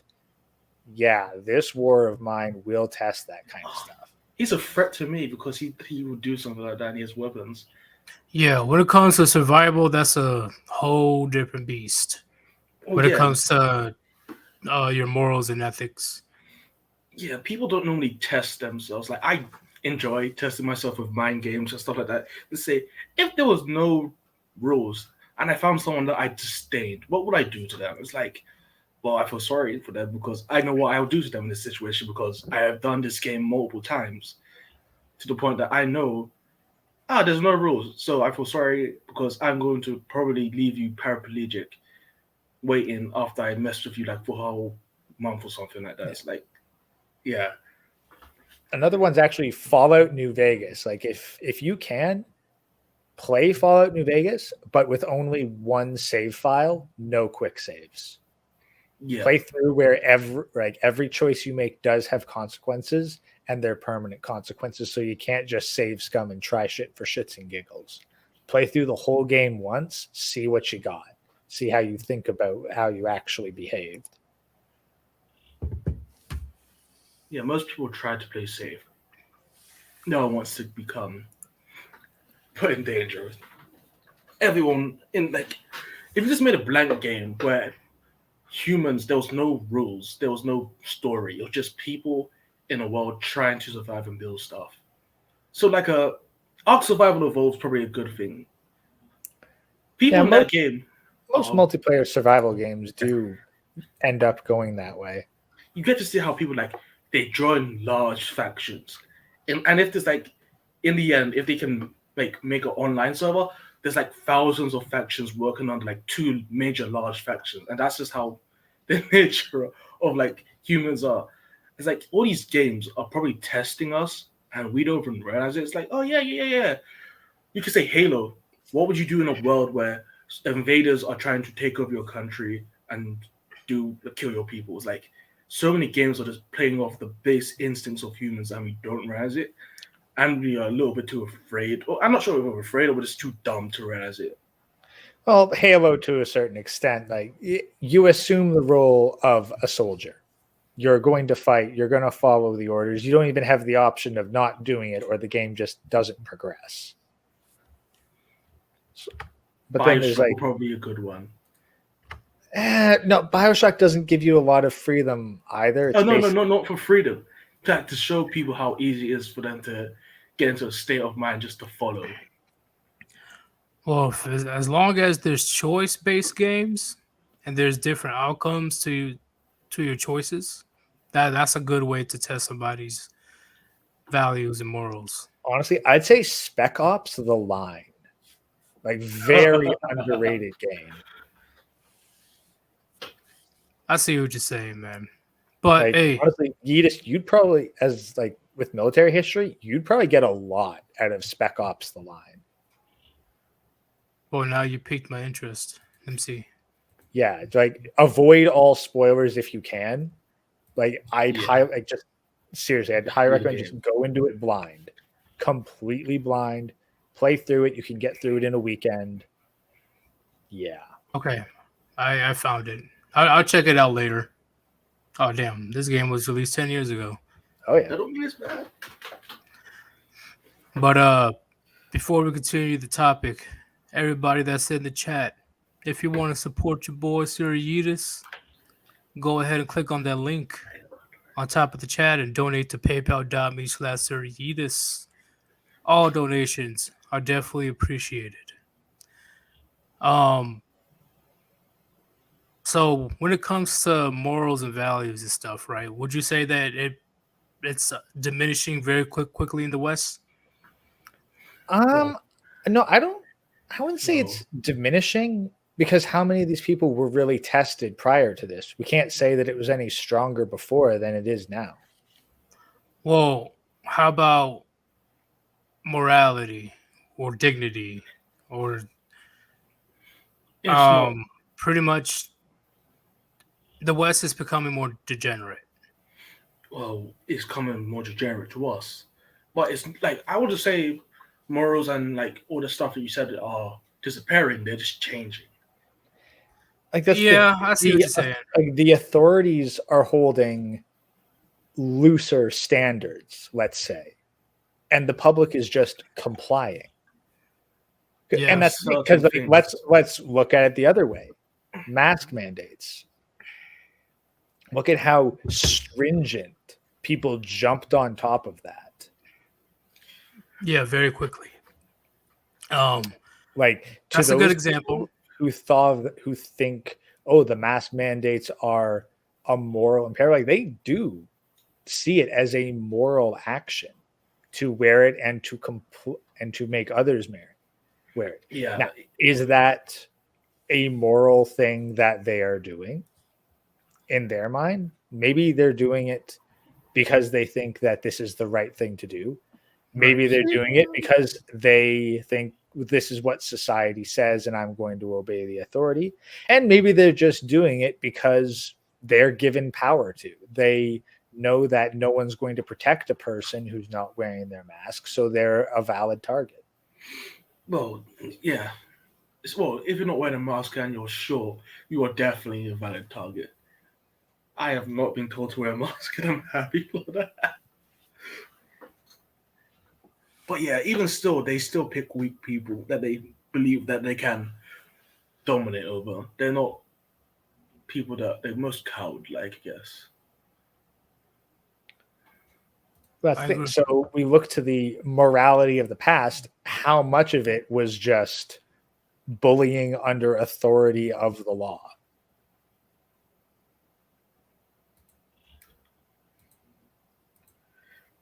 I say that's majority of the shit that like happens in societies when it comes to enforcing laws upon people. It's just bullying because you like if I saw something I didn't like, let's say I was one of these mask tyrants and I saw someone wearing a mask, I'd be like, fucking hell, I have to put myself in their mind. I'll ask them, can they put on a mask? And if they say no, and it's just outside, I wouldn't do shit because I don't control outside. Everyone can do whatever they want outside. But if it's in my shop or like my company or my house, a place that I own, and I told them, can you wear that? And it's like, nah. I'd be like, please, can you get out?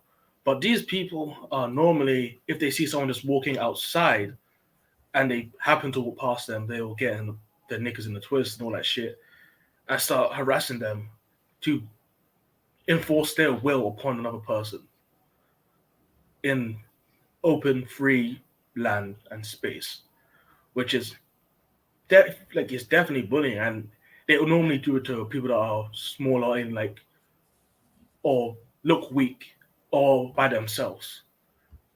Because every time you see these people shouting, like always do it, they always do it when someone's like there's a group of people around them, like they want a pack of people to hunt down this individual person. Brandon Trueblood had a question. Who is the moral authority today?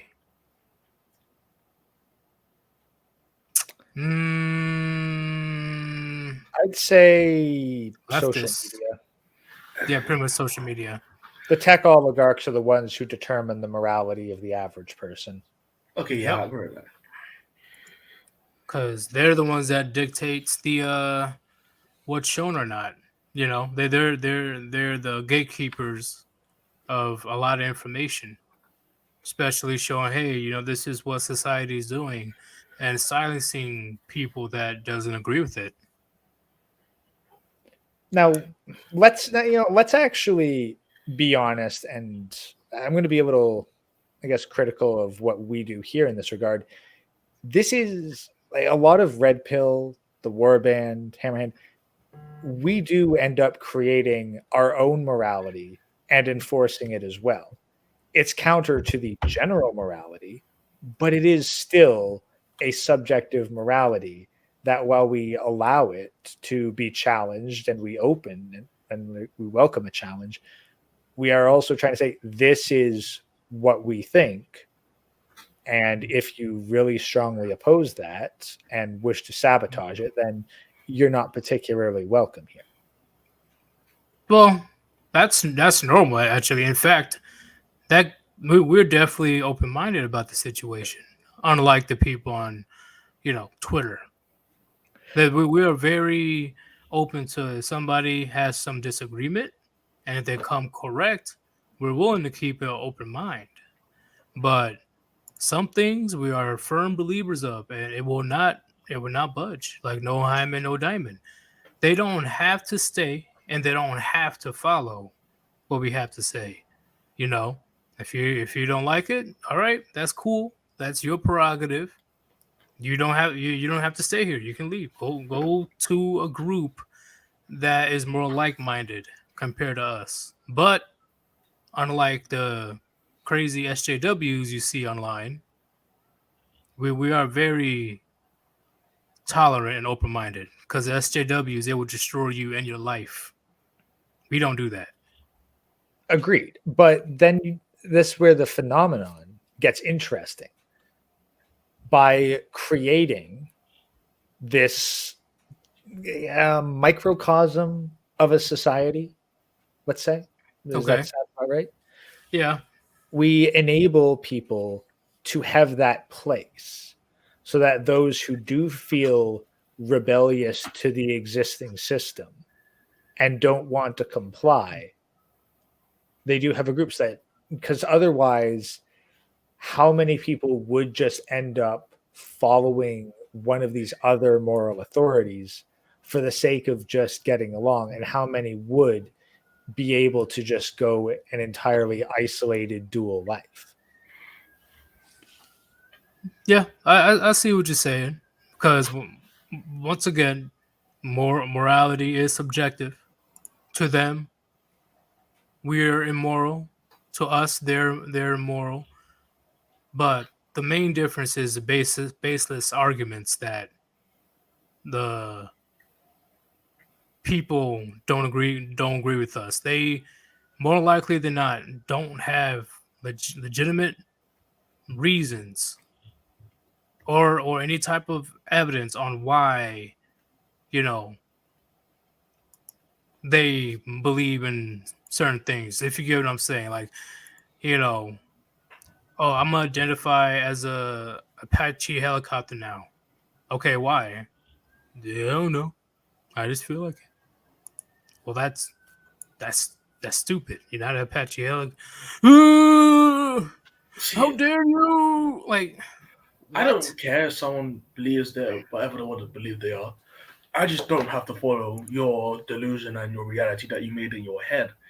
Like, if I was going around telling people I was a divine being and I came down from the heavens and space and all that stuff, and I came to judge mankind to see if they were clean and not, for preparing the way for like some higher being, I could believe that. I could want other people to say I'm that and call me your grace or some crazy stuff like that, but they don't have to follow me. And that's the thing that most people don't get. Like, you don't have the right to force your beliefs upon other people, but Yes, most that's people it. don't realize that, because they're not really thinking. It's like they're drones. They're, I would say most beliefs, or beliefs could be religions or just philosophies or so on, are the ideas of dead people or living people that someone has attached themselves to because they cannot form their own identity.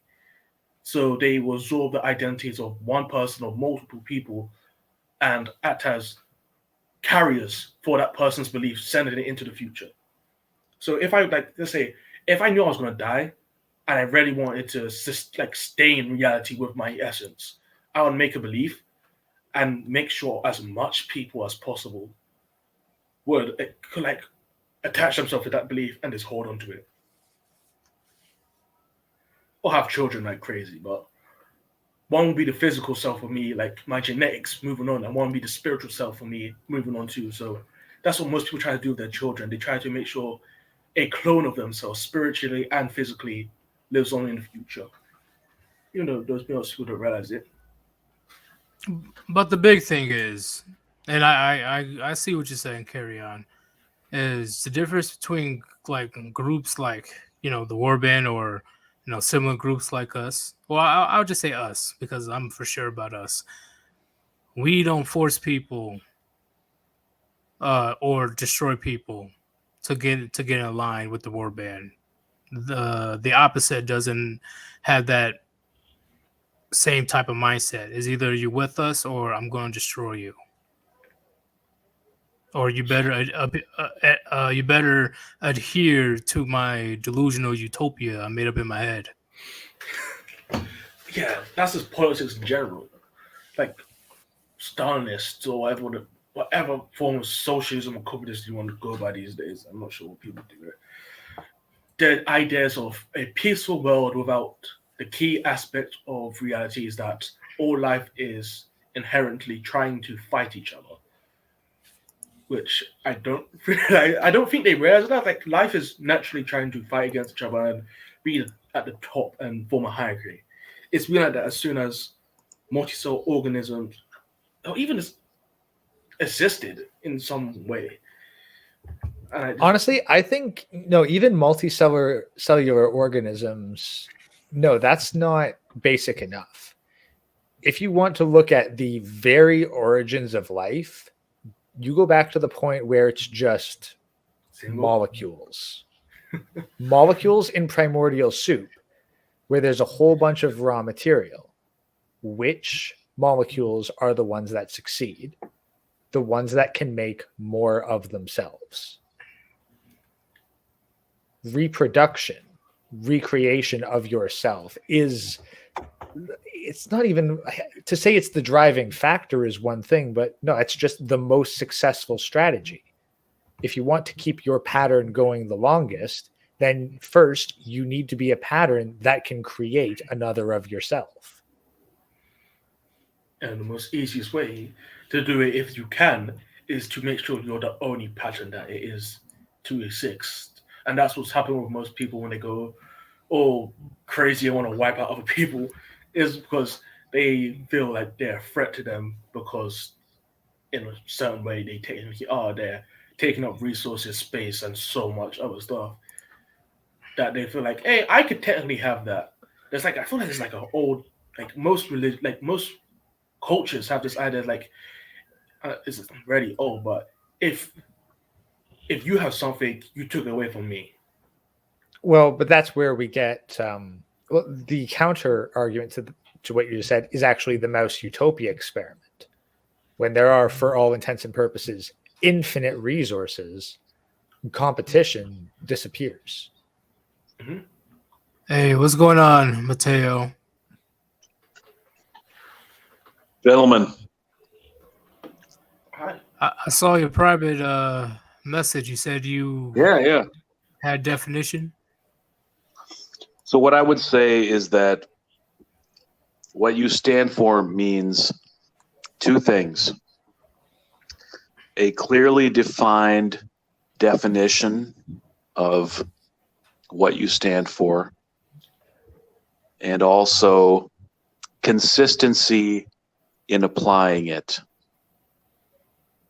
Because when people see that individuals of a certain ideology, what have you, that they apply it consistently with or without bias, that is what I think, in my mind, causes them to respect, even if they don't agree with it, that viewpoint. Okay, what do you have to say about that, Gray? I'm not quite sure I understood. So you have to accept stuff for it, or No, Senny's saying like, let's say I had a staunch belief that if anyone stole in my house or my village or whatever, let's say I'm a village chief, and let's say anyone that steals in my village will get 5 licks from a whip or something like that, and someone keeps on stealing, and I find them eventually, and the person happens to be a family member. It could be my mother, my father, my son, my wife, any of these people. And I care for them a lot. Will I whip that person because it is my morals and my belief that you stole repeatedly? I would whip you, or would I let them go because they're my family? Exactly. Ooh, I do. Let me find the quote on this real quick. I actually read about this earlier today. Yeah, I think I heard a story about that. This is I think it's actually a Bible quote. So I know a different one from like a African chief who had like the village kept on losing chickens, and it's like, oh, if someone person doesn't come, I'll give them 10 licks, and after kept going up until it was 50, and after in the end he found out it was his mother, and he took the beatings for her because it was his mother and so on. But he technically broke the rules. Well, he took the licks for himself technically. Well, you Okay. guys are moving in the right direction. Okay, Mateo. So since you're here, Yep. I want to know your opinion. I don't know. I don't watch the news really, but the Supreme Court hearing and that lady didn't want to define what a woman was. Yep. I would say that she lacks moral courage, and that she's unwilling to define something and stay on one side or the other of that line. Moral courage means that you establish a boundary of acceptable conduct, and you stay on, one side or the other of it. And even when it pains you to enforce that conviction, you still have to do that. You still have to stand behind what you've said is your ethos, what is your belief system, what is your priority system. Yeah, and instead of establish something, she didn't even have to give a complete answer. She just say, "Oh, that's just my personal, issues or whatever. But she literally is she willing gave to little. She gave an answer. It was just a really slight answer. I Because think it she was the said, stupidest fucking answer I ever heard. "Oh no, it's a great political answer if you think about it." Political, yeah, of course. But even then, even as a political answer, I'm not a Because- biologist. Yeah, What the fuck? she said she's not a biologist. It's the fact that she didn't want to say what is a woman? Well, she knew what a woman was. That's why she said, No, "I'm I not know a she biologist." knows. No. But Her she wording could have. is, "I'm not a biologist." No, I understand. I'm saying her answer could have been much better than that bullshit. Well, she had to skirt the lines because she was. Because everybody knows it's like, oh, what the fuck? Like, I don't know, man. It wasn't for me. It's Even like from saying, a political standpoint. yeah. But what she did was slang because it's like saying, "Is stealing wrong?" It's like, I'm not a police officer. So technically, in some way, you're saying that it is wrong. Because if you believed it wasn't wrong, you would say no. And if you so you're just trying to skirt your way around it. So that's what that was. Yeah, giving a non-answer just shows how much of a backbone she does not have. She wiggled around it in her response, which shows that she does not have moral courage to stand behind a belief. And in her case, her belief is fluid. It's all over the place. She's just, it's like the weather vane. She's trying to get a whiff of what the current Flow of the tide. Today's trend is, so that she can stay relevant.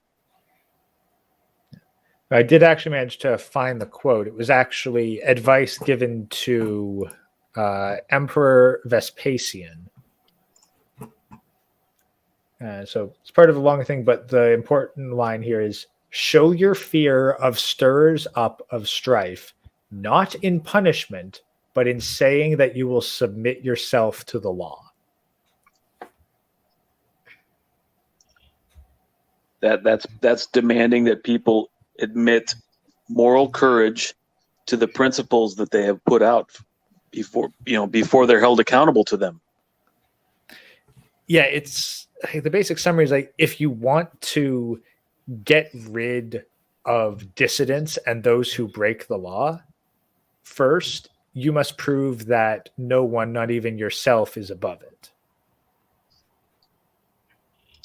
Well, the fact is that many people will fall short of it, and when that happens, you have to deal with it accordingly, but you have to deal with it without bias, without personal what have you. What's the movie with Quentin Tarantino? The Hateful Eight. What was he was giving the hangman speech.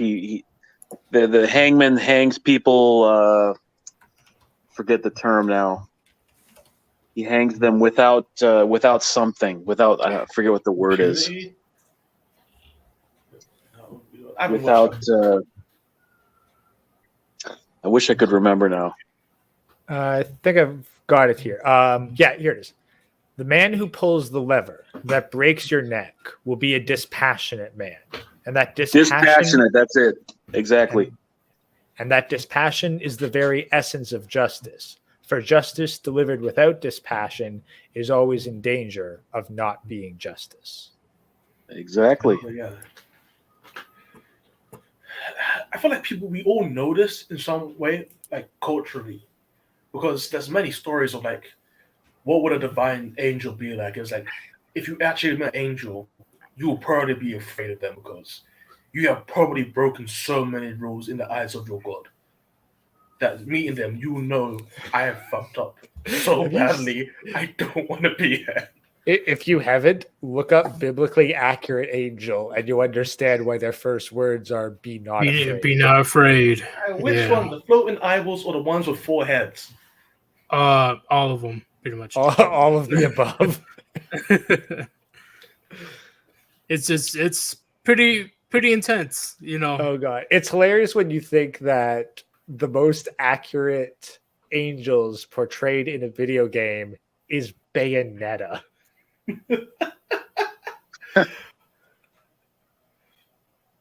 Yeah. But hey, I'm gonna postpone right now.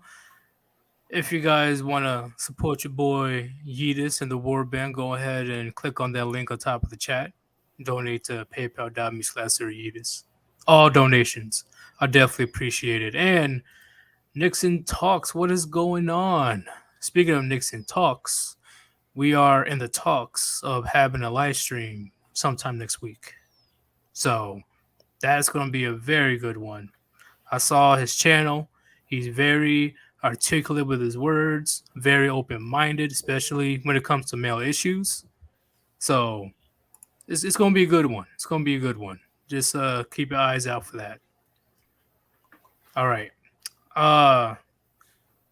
So when it comes to, or less and less people are willing to stand up to their values or stand up for what's right, is that a sign of society not going well? In the sense of, Definitely. you know, the government just pretty much say obey and nothing else? I think it's more. That's the thing, because I don't think that it's necessarily something new. No, it's not new. I see this same sort of stuff in older people where like, they'll say that there's a line, they'll say that there's a standard, but then I can point like, hey, look, the authority figures are doing something that you think is fucked up. Why aren't you doing anything about it? And that's when the excuses come out. That's when cowardice reveals itself. People that lack moral courage. And unfortunately, that's the majority of the population that won't hold themselves accountable to their own principles. I agree. They say all this crazy stuff, one thing, behind closed doors, but when it's time to state your stance on a Yep. certain issue in public, it's a complete 180. Oh, I have a good example for this. Pastors of any church or whatever one you want to go by, who will say you can't have adultery, do this, but behind closed doors, there's people with like 5 women who probably are married and they're married themselves. So it's like you're telling a whole congregation of people that you shouldn't do these actions, but you're doing these actions yourself behind closed doors. It's like people have perfect lives in the outside. Like, oh, you should do this, but it's like seeing a famous vegan eating meat. It's like, oh yeah, I only do it online because it gives me money or whatever thing that people want and crave to feel good. I actually caught a person red-handed saying that there's a certain religion, yet I see pepperoni on their pizza. I'm like, Yeah. I know a lot of them. So you say you're a Jew, yet not only you're eating pork, you're mixing meat with dairy. That don't seem right to Corned me. beef is impersonating ham. Yeah, I'm like, don't they separate the dairy and the meat in Judaism or Jewish? Don't they? That's do exactly they? where the inconsistency comes in. Because I'm like, hold up. So you've been preaching about all this crazy stuff, but then bam, I called you in 4K doing this. Like, okay, now I know that you are weak when it comes to upholding your beliefs and values. You're very weak-minded. You are spineless, because if you are not willing to uphold your religion out of all things, I wonder what else you're willing to do a 180 on. So my respect for that person went down dramatically. Yeah. It No, should. I remember like as a kid I took like, karate class and shit. In this particular class, the teachers would always lead the kids in like promises to, and I quote, like, we promise to keep healthy minds and bodies, and we'd have to repeat that back to them. One day I catch them after class, both of them smoking. Yeah, that was the last day I went to that particular class. Yeah, that's a big thing. It's like a chain smoker telling somebody that's bad for you. Stop drinking alcohol is bad while they're on their second pack for the day. Okay, if there was a chain smoker telling me not to smoke, I would have way more like, you're doing it, but I know like they're probably saying that because they're fucked up and they can't get off it. But if it was someone doing equally as wrong shit as me, like they're smoking and I'm drinking, it's like, you're on the same boat as me. You can't really tell me shit. Oh man, it's crazy. It's like, once again, a drinker telling somebody that, hey, you shouldn't be eating all them donuts, is bad for you. Like, bro, See, you are literally drinking poison, toxins. What are you talking about? it's like people that drink, like alcoholics, saying people shouldn't smoke weed. And it's like, dude, you're doing something. If the government, like, I think I heard from a police officer when I was in college, like, if they could take away any like substance, they'll take away alcohol because it's so fucked up, and it fucks up so many people by getting them killed in accidents or making them commit violent acts. And it's like, yeah, if we could get rid of one substance, it'll be alcohol because it's just so destructive to societies. Yeah, and that's another thing where they say morality is subjective, right? Because, alcohol is widely accepted, even though it causes many deaths and illnesses. But Think about a certain family in Massachusetts that made a lot of money off of alcohol, but never made any money off of the lettuce. Yep. And which one were they coming down on? The lettuce. Yep. Because the government probably didn't, like, they want to see how they're able to make money off of it first before they start making it legal. Their own family was smuggling it. Crazy, man. It's just crazy. And it's natural. It comes from the ground. But, of course, artificially and all these crazy things put in these alcohol, it's A-okay. Go ahead and binge until your heart's content. Don't worry about it. More like until your liver's content, because you're not gonna run that shit. Oh man. So when it comes to people not standing up for what's right, standing up for their beliefs, whether it's morals, ethics, values, I'm talking about whether something is just like right or wrong. Like, it's obviously right or wrong for somebody to do. On the leftist side, there's some gnarly shit going on, especially with the alphabet community. Okay. And I'm surprised a lot of them are in jail right now. There's a good amount of offenders, and they're letting kids into the pride parades and worse things. You gotta look it up. And anytime somebody call, them out on it, when the parents, especially single mothers, say that their 1-year-old child is switching their identities, that's literally abuse. But of course, in today's society, that's acceptable. So when it comes to less and less people willing to say, no, this isn't bullshit, this ain't right.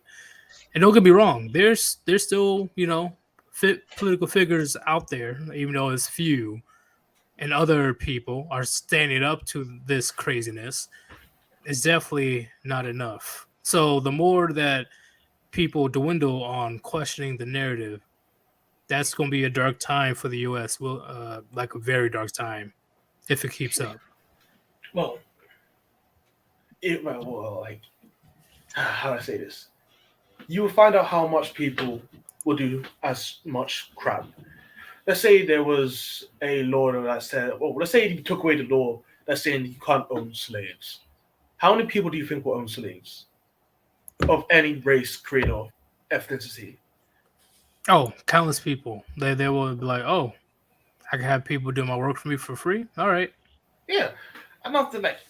So we have certain rules because we know certain people will be loyal to those like rules constrain the beast that is called humans. Like humans like the idea of that. Oh yeah, we're smart. We're not like animals. It's like no, we're just like animals. It's just that we have gone through such a long period of trial and error to the point that we have certain rules to stop us from becoming complete animals, like chimpanzees, technically.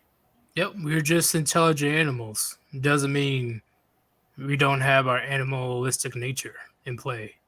Nature is stronger than nurture when it comes down to it. So, what do you have to say about that, Gray? I'd say that morality, if anything has been exposed regarding that, it's that the morality of most people relies entirely on the society that they are currently in. Most people will adjust their morality to fit whatever group they are in and not disrupt it. Yep. And not too many people are willing to question or disrupt it, right? And they usually become, remembered in history. Like, what's his name? Especially if they have something to lose. Yep. Like, I'm willing to bet tons of people will be like, well, I got a wife and kids, so I can't afford to stand up for my beliefs because that will negatively affect them. Exactly. But at a certain point, I agree with you, Gray, but at a certain point, it just doesn't matter. And I think we're getting to that point very soon.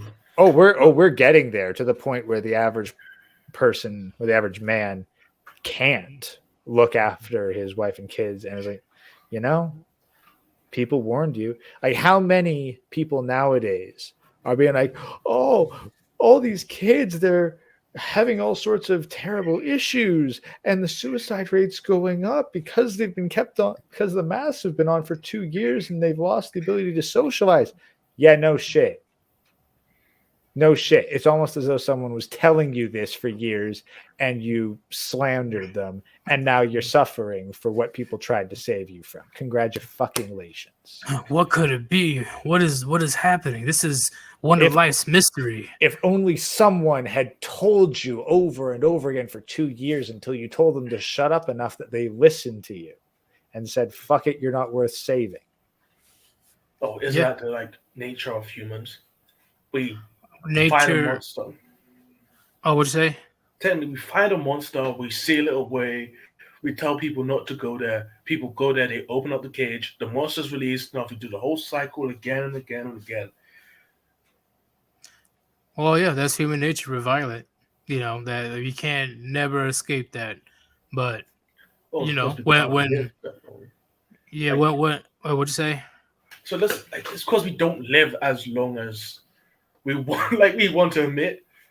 We live hundreds years if we're lucky. 70. So 70 years, you could probably get 4 generations. After that, no one's gonna let's say I was an adult when this catastrophe happened caused by humans. By the time that I'm going on my deathbed or some crap like that, depending on, it could be 3 generations under me. The second generation will probably might have saw what happened. They might have not. The third generation will just hear stories about this, and the fourth generation will probably know nothing about what happened in the past. And if they do, it'll just be, oh, your great granddad did this, this, this. And it's like, oh, no one knows why. And the rules seem stupid now because, the trouble has disappeared now. Like the experiment with the chimpanzees, or was it the monkeys? I'm not sure. But there was a ladder and there was fruit at the top. and any monkey that went up got shocked and experiment. I'm not sure, shocked or splashed with water. I'm not sure which one it was. And after the time, they just stopped shocking the monkeys, and they changed out monkeys. One monkey with a new monkey, and anytime the new monkey tried to go up the ladder to get the fruit, the other three monkeys that were there and experienced what happened in the past would beat up that monkey. But the people weren't going to shock or attack that monkey if they went up and got the fruit anymore. So that's what people think it's going to happen. Like, oh, there's no more danger anymore, so we can go up. But sometimes the danger never left. It's just that no one activated the trap technically. Yep, because when things go down, like what happened in Ukraine, people will revert back to their natural roles, especially depending on the severity of the collapse. Well, part of the thing, carry on. Like I remember a thing with that experiment is they started with 4 monkeys, Yeah. and they'd hose all the monkeys on the ground if one went up to get the fruit, Mm-hmm. and then they replaced the monkeys one at a time. And of course, every time a new monkey would come in, they'd go up and try to get the fruit, and then they'd get beaten up by all the monkeys on the ground. But then eventually you had 4 monkeys, none of whom had ever been hosed. Yep. And the only reason they did it was because they were taught that when someone climbs up, you beat the shit out of them.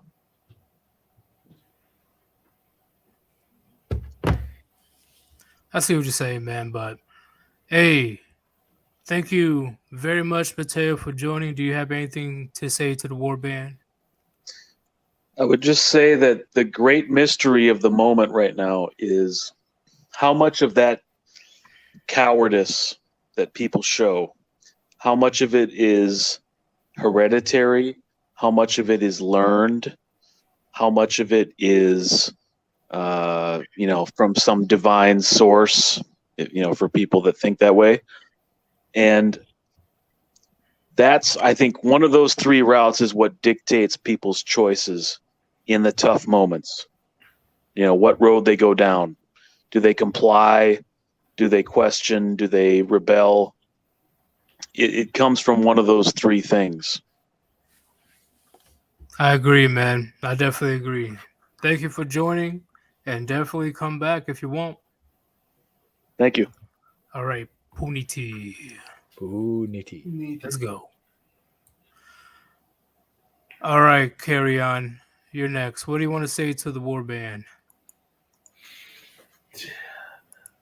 It's really hard for people not to follow the crowd. Sometimes people are lucky because of circumstance that they were not indoctrinated into follow the crowd, which is blessing in disguise. But sometimes, like schools, they're technically just teaching people to follow crowds, follow cliques, follow the teachers, follow whatever, follow the rules in the book. So it's like we're primed to follow without thinking. We're not thinking, why are we following? Are these rules sufficient? Are they actually helping us? Are they helping me? Or are they helping the people around me? And I guess people just find it easy to do it because you're not wasting time on something that you don't want to do. What you could be wasting that time on something that you like to do, like watching a TV or eating some bullshit like that. So most people just like to follow the preset plan that's already there, which is fucked up in certain ways.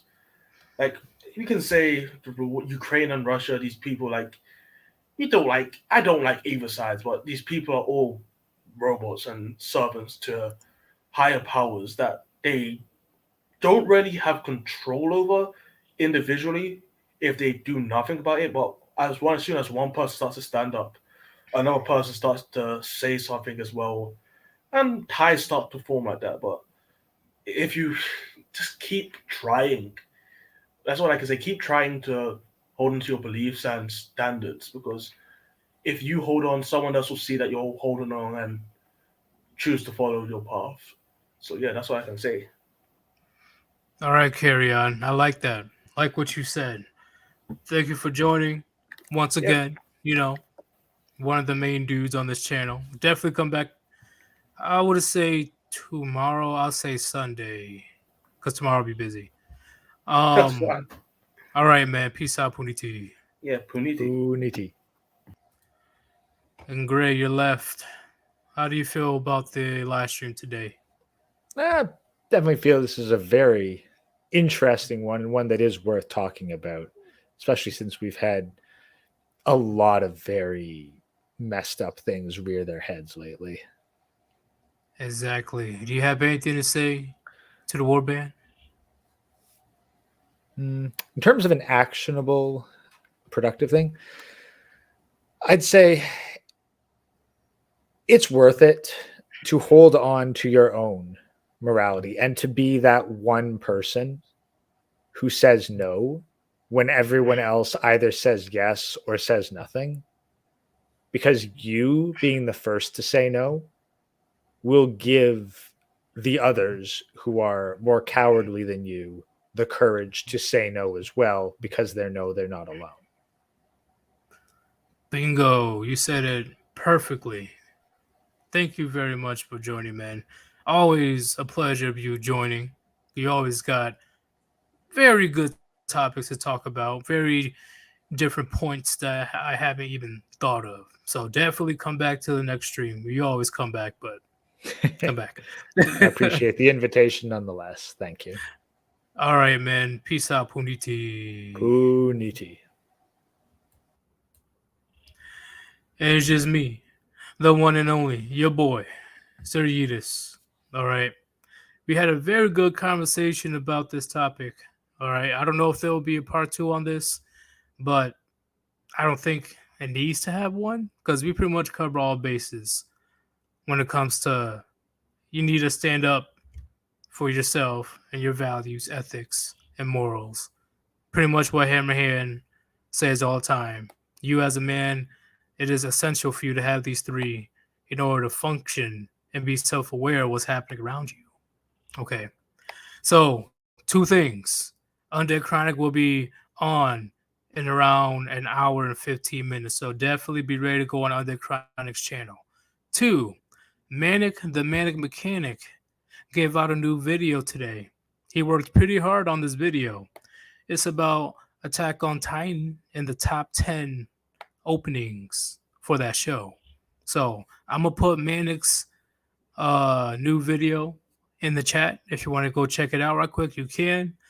But until then, I will see you guys on Chronic's live stream at around an hour and 10 minutes. Yes, hour and 10 minutes. This is Sir Yeetus. Hopefully you guys had your daily dose of red pills. And I am out. Peace.